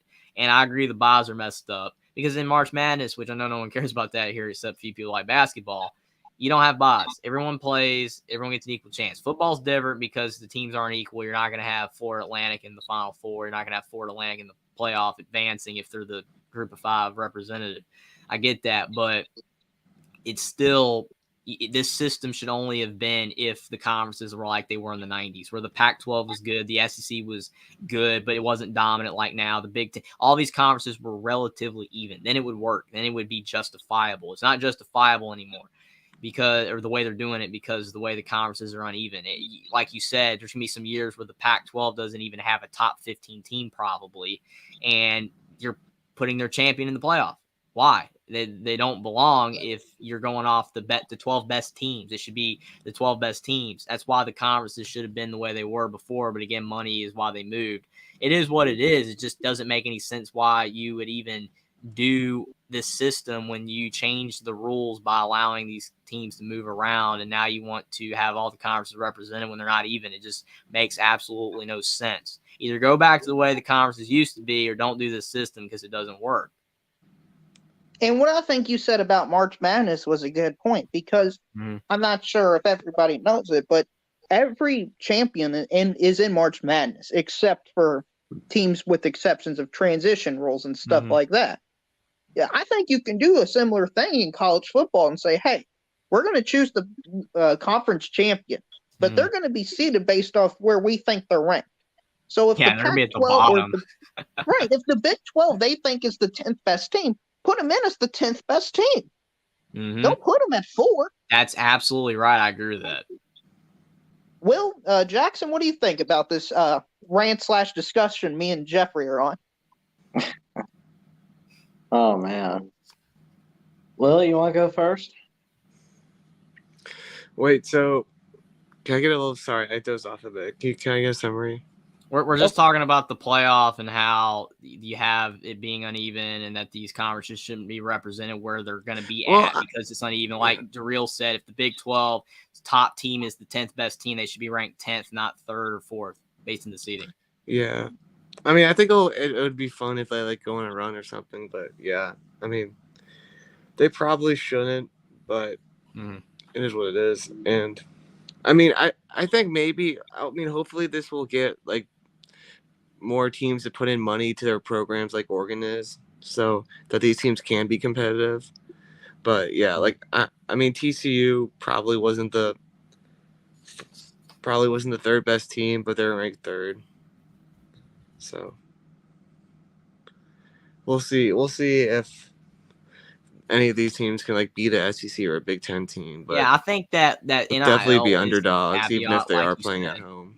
NIL's the caveat, like you said, because like if Oregon gets good, then you have a legitimate argument there. But what if Oregon got poached somehow? And not that they would, because then you think about what if Oregon becomes like a top 5 team through NIL somehow, and they're winning all the time and they're going to the playoff, then they're going to be more viable to get picked.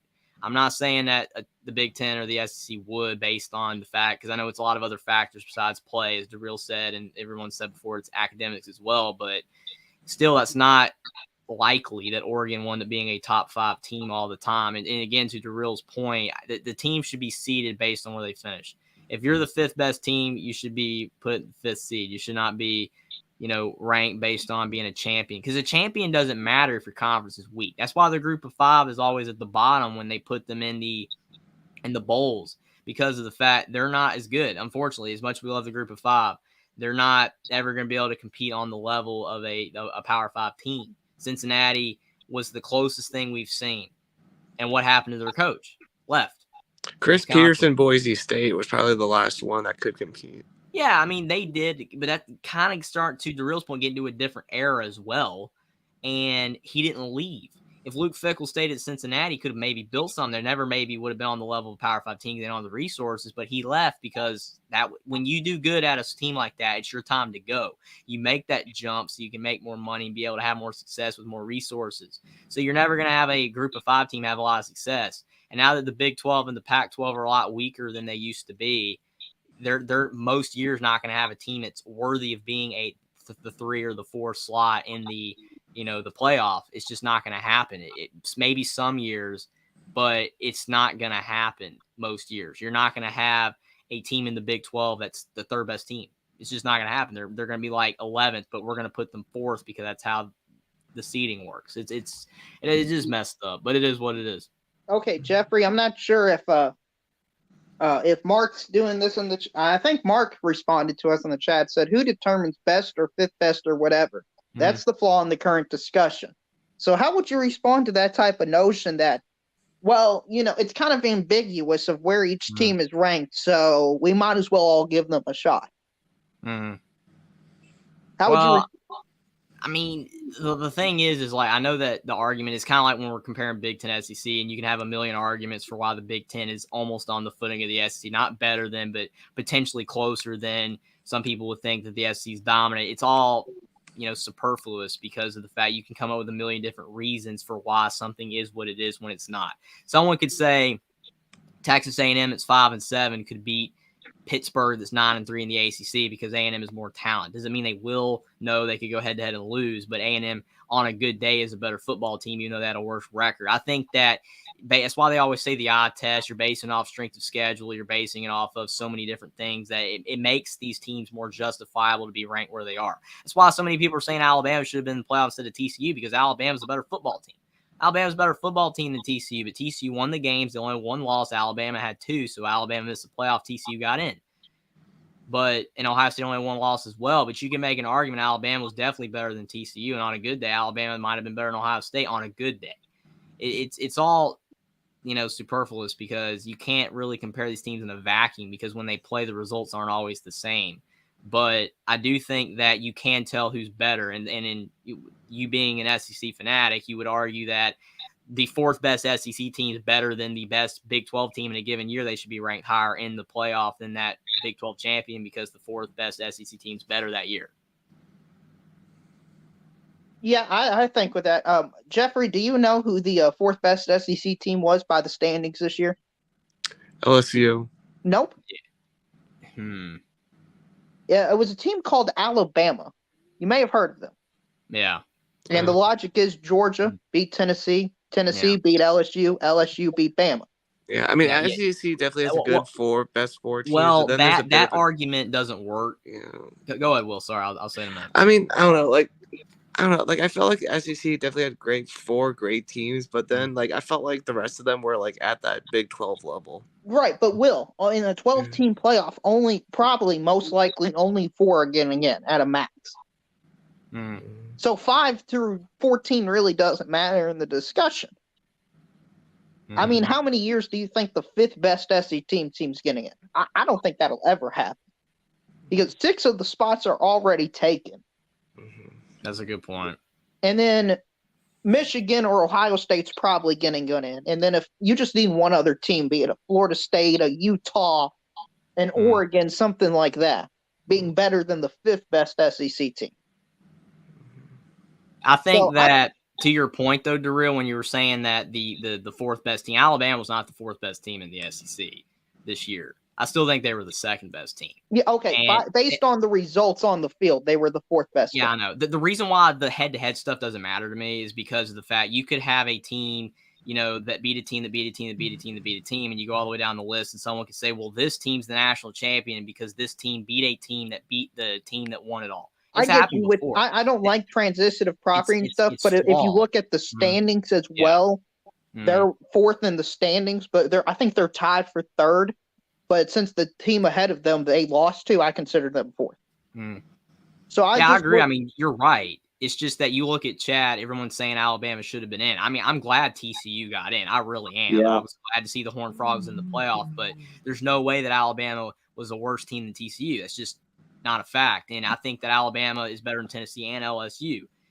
I mean, the talent's definitely better. They didn't beat either team, but sometimes it doesn't matter. I mean, the thing is that Alabama fans' argument, and me being an Alabama fan kind of, makes this that I'm being biased, but I'm not being biased. I'm telling what an actual Alabama fanatic that is biased that would come on here and use their argument. They lost by 3 to Tennessee, and they lost by 1 to LSU. So you look at Ohio State, they lost by a lot to Michigan. Does that make Alabama worse than Ohio State because they had the 2 losses? You can make an argument Alabama was better because they barely lost to the 2 teams that they lost to, and they were both on the road.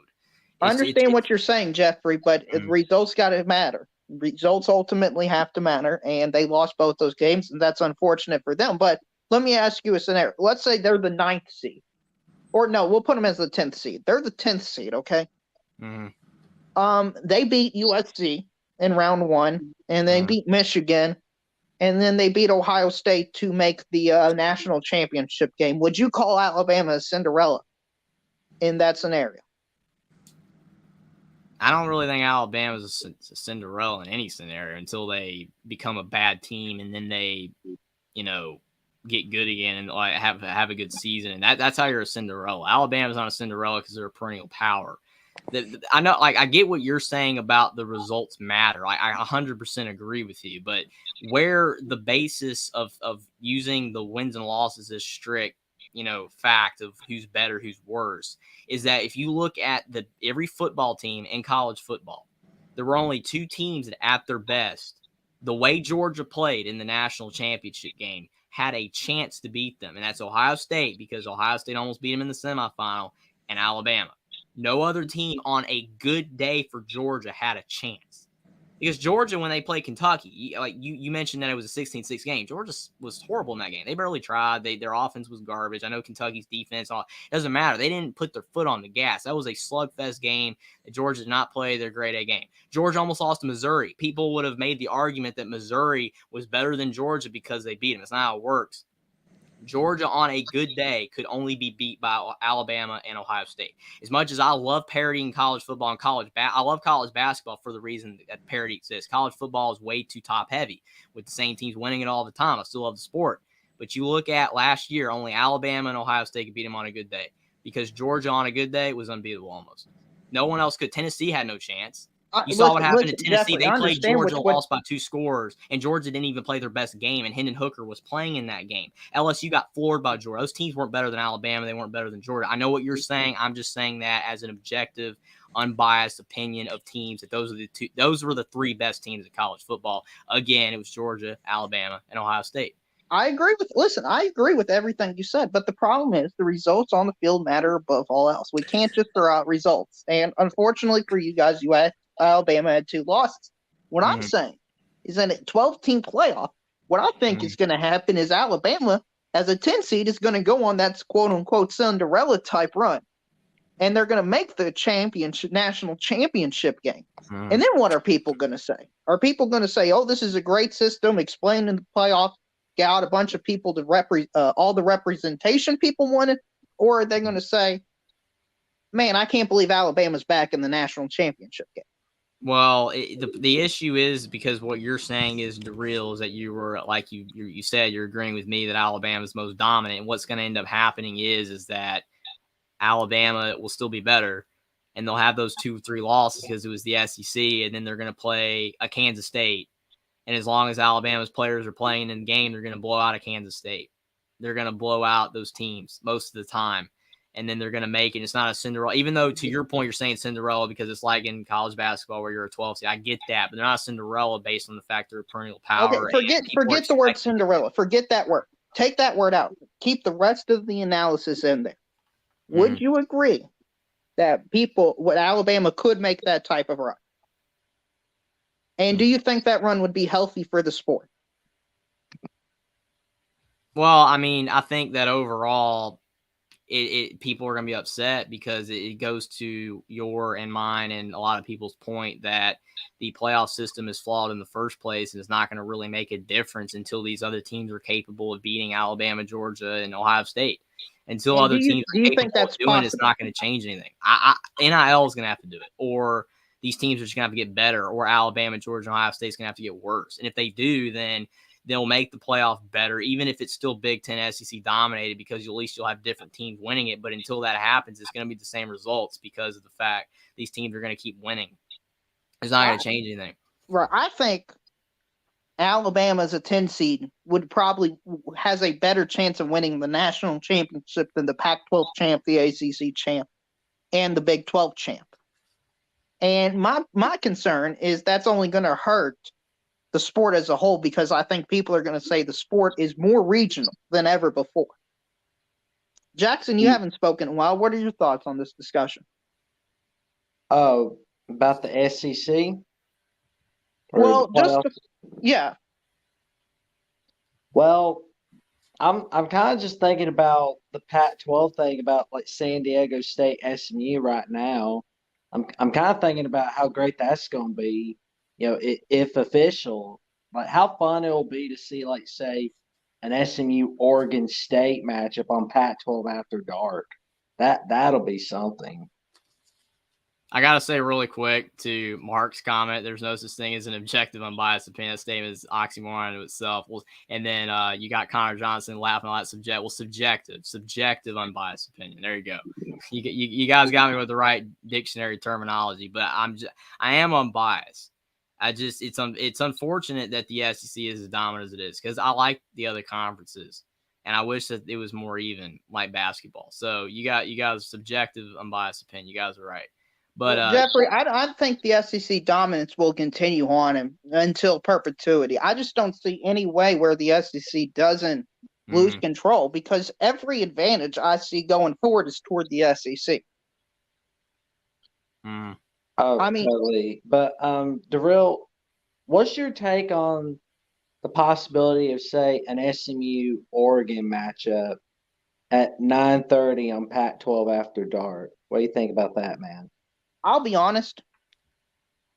I might watch a quarter. I might watch a half. But is that going to be something I'm going to circle on the calendar that SMU's playing Oregon? no.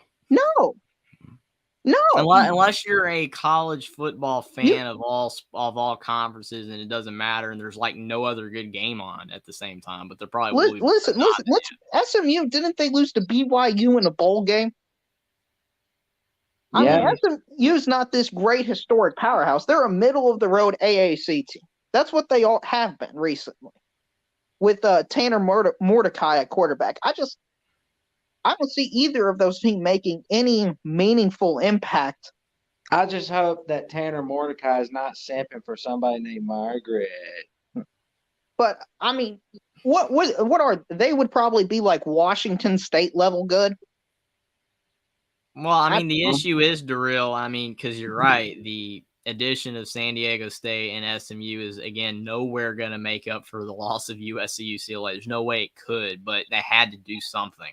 They had that. I mean, they haven't even done it yet, but if and when it's official, they had to do something. You can't go on with 10 teams, I don't think, with every other conference having at least 12. And the Power Five, they had to add 2 teams. Like you said, neither's going to really be the biggest draw in the world. SMU, though, at least has the historical success and potential to get back there because they are putting a lot of money into their facilities. Right, and but I think that they could improve. But to your point, there's no way that it's going to be able to replace USC, UCLA, and it's not the biggest draw in the world. But they're going to have to get better, and I think they could. I just don't see anybody saying, you know what I'm looking forward to? I'm looking forward to San Diego State playing Cal. I just don't see that being a reality. Anybody saying that. I mean, maybe they'll look forward to it on like a Thursday night or a Friday night. I mean, if that's the only thing, if they play Saturday night, I don't think it moves, or any time in Saturday, I don't think it moves the needle at all. But if it's the only game on a Friday night, only game on a Thursday, or even a Tuesday, I mean, I'd watch the game, but they're just mid-level programs. They're not. Have they either one of them been? When was the last time either one of those teams have been in the top 25? San Diego State's been ranked every now and then last few years, but not that often. I mean, I think you look at the way that the conference realignment is going, though. It's going based off of a tier. You look at the Big Ten and the SEC, adding the top teams in USC, UCLA, Oregon, or not Oregon, but Oklahoma and Texas. And then you look at the Pac-12 and the Big 12, that they're losing their best team. So they have to bring somebody in. Big 12 is adding BYU, UCF, Cincinnati, and Houston. And then you've got the Pac-12 adding SMU, San Diego State. Who else is there to add? Unless the Big 12 and the Pac-12 combine together, there's no one else to add. Like you said, it's not a big draw, especially for an SEC fan. No, SMU, Oregon is not a big draw, but there's no one else really to add. Well, what about like the Boise State question, Darrell? Your question about when the last time SMU was in the top 25. The last time they were in the top 25 was Week 10 of the 2021 season. And the 2021 season for San Diego State was the bowl game they played in. Oh, good for them. Yeah, so they were both last ranked in 2021. Hey, that's good for them. And I know San Diego State's got this awesome new football facility and stuff, but I just don't see them being a national mover. Well, I mean, they kind of have San Diego somewhat all to themselves, with the exception of the Padres. Because, I mean, there's no San Diego Chargers anymore. There's no San Diego NBA team. There's only the Padres and San Diego State. And it's so unfortunate that the city of San Diego has been getting all this bad luck every time they have a shot at a title.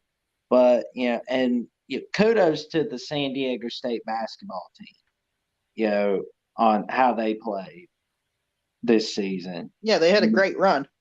Yeah. I mean, I hated that they beat my Crimson Tide, but all the same, congratulations on a fantastic season. But the football team, on the other hand, looks pretty good. They got it really good. Jackson, would you watch a San Diego State Oregon State game? I could. If it was the only game on? Yeah. Versus what if you had like just a normal 3:30 window? I can flip. I'm just gonna be honest with you, Darrell. What I do when I watch, the games is I turn on the big game, and if the big game ends up being a blowout, then I turn it to something else. And if then that game's a blowout, I turn it to something else. And sometimes I can end up on one of the low channels and watching Conference USA football and MAC football. If it's the best game, if it's the closest game on, sometimes that's what I'm watching. So it depends. To your point, is it going to be the game I turn on first if there's better games on? No. But if the better game is not a good game, it's not close, then I'm going to flip it and watch something else. So right. I agree with that. Especially if I were to say, place a bet on the game, for example, then absolutely I'd get a hold of that game. San Diego State, Oregon State. Right. I think they're fun novelties, and I think they would help the conference academic-wise, which is important, but I don't know in terms of athletics how much it would move the overall needle. And if the Pac-12 wants to be an academic powerhouse, pardon me, then they can do that. There's nothing wrong with that, but I'm more of an athletic person myself. But anyway, guys, I'm going to get going. Have a great rest of your night, gentlemen. You too, Darrell. That was nice talking to you, man. And then there were two, I guess. Yeah, it's down to the young guys. Oh, well, the Jack Jeff show, I guess. Yeah, I think that overall, football is going to be really interesting. I'm looking forward to it. 141 days away. Like you said, when, true football fans, why everyone's here, watching the voice of college football. I'm glad that Mark let us all on tonight. It was really awesome. Everyone like and subscribe to Mark Rogers and the voice of college football. Let's get this show to really 40,000 subs. 40,000. So close. And hopefully get to 50,000 by football season or the end of the year. Mark is amazing. And, the community he's put together for, all of us that love watching college football and talking about it is amazing. And he deserves a lot of support, more support. He is fantastic for sure. But I'm glad that Mark definitely let us on. It was a lot of fun. But I'm looking forward to, college football season. It's not that far away. The thing is, it's funny that you go throughout your day-to-day life, you're doing stuff and you're watching some other sports if you're interested in other sports, and you just realize you're getting close. It's not that far away. And it's going to be interesting with all these moves. Some of them are good, some of them are bad. I think that overall, college football is still going to be a fun sport to watch. Even with all the moves made, it still should be a lot of fun. There's a lot of stuff to talk about for sure. Oh, yeah. And, when it gets to the month of June, that's my favorite month of the year, because then it's that time to go to Publix, and then, bam, Lindy's magazine, and then a few weeks later, gotta make that order for the Phil Steele magazine and write my little predictions on there. Oh, yeah. I think what makes, sports so awesome is that even when, you have the off season, there's still so much to talk about. It's not one of those things where once it's over, it's over. It continues. And I think that in recent years with the portal and, all these other things going on, that there's just so much more to talk about in the off season. And it makes it fun for people like us for sure. But it's people that work and they're doing sports, coverage. It's kind of exhausting. There's almost no off season, but when you love it and you love talking about it, it's worth it for sure. And I think that, that's what makes, sports so awesome. thank you to you, Mark, for sure. He said thanks, Jeffrey. Thank Jack, you. for listening to you guys. Thanks so much. Absolutely. Thank you so much for having us on, Mark. But yeah, I mean, I think that everyone debating San Diego State, SMU, I think that, San Diego State right now is the, bigger addition because of the fact San Diego State's a better team right now, a better program. But I think long-term SMU could have the higher ceiling if they can get their program back on track, especially now that they're going to a bigger league and they're putting more money into their facilities. I think that they have the potential to, raise the bar. And SMU could be, the better of the two additions. But early on, I think it's going to be San Diego State. Oh, for sure. I mean, it's pretty fun to think about whether you stay up till 1 a.m. to see little San Diego State SMU. That sounds pretty fun. Well, I mean, the thing is with West Coast football in general and the Pac-12, it's tough because people are on the East Coast. There's more people on the East Coast, and they love football, but it's hard to watch, games at midnight when they got to go to bed, for stuff. And that's what makes it tough. That's why the ratings are worse. Right. Because, I mean, the Pac-12 people and people on the West Coast, they're going to watch, but you get more ratings if you get the people on the East Coast to watch as well. That's why when you have a Pac-12 game on at like 7:30, then it draws well usually. But when it's the late game, 10:30, and it goes off at 1:30 a.m., it's tougher to get really good, ratings overall because of the fact it is what it is. I mean, it's just very difficult. For There's not going to sure. be people watching it, staying up late. Yeah. Especially at like this hour, for example. Not a lot of people are willing to do that, but some of us are willing to take the team, take one for the team, just to be like, I can deal with the Pac-12 game. Oh yeah, for sure. Yeah. It's gonna be really interesting to see how, in the future, how college football shakes out, whether the Big Ten or the SEC just completely runs away with it, which they probably will, but how these other conferences can try to hang in there and compete. It will be interesting to see for sure. I'm gonna be intrigued on that. Oh yeah, that is for sure. You got any final thoughts or something like that? Happy Good Friday, everybody. Oh yeah, happy Good Friday. I mean, Easter's coming up. Happy Easter as well. And the Easter Beagle is getting some treats out. Oh yeah, I mean, you gotta love Charlie Brown. I mean, it's awesome, man. Man, I can't believe it was 49 years ago that was made. Good Lord. Yeah, or the Christmas special was made like 1965. Yeah, it's almost 60 years old. Or yeah, it's 58 years ago. Yeah, it's 50. It's going to be 58. Yeah, it's crazy. It's like talking about all these old football games. It's just wild. I mean, you think about how long ago, and some people watch these, and it's just 40 years ago. And I mean, 30, 40 years from now, we'll be talking about the games today, and they're classics as well. It's crazy. Oh man. So it's gonna be fun getting to have some candy, some treats, all that stuff. Yeah, but I definitely I had a lot of fun tonight. I mean, I would love to keep talking football. I mean, it's definitely getting late, but I mean, like I said, you got any final thoughts on football before we I guess hit the hay? Oh, I got all my final thoughts. What about you, man? I'm like I said, I'm about good. I appreciate everyone for watching Mark Rogers, the voice of college football, and I appreciate Mark having us on. It was a lot of fun tonight.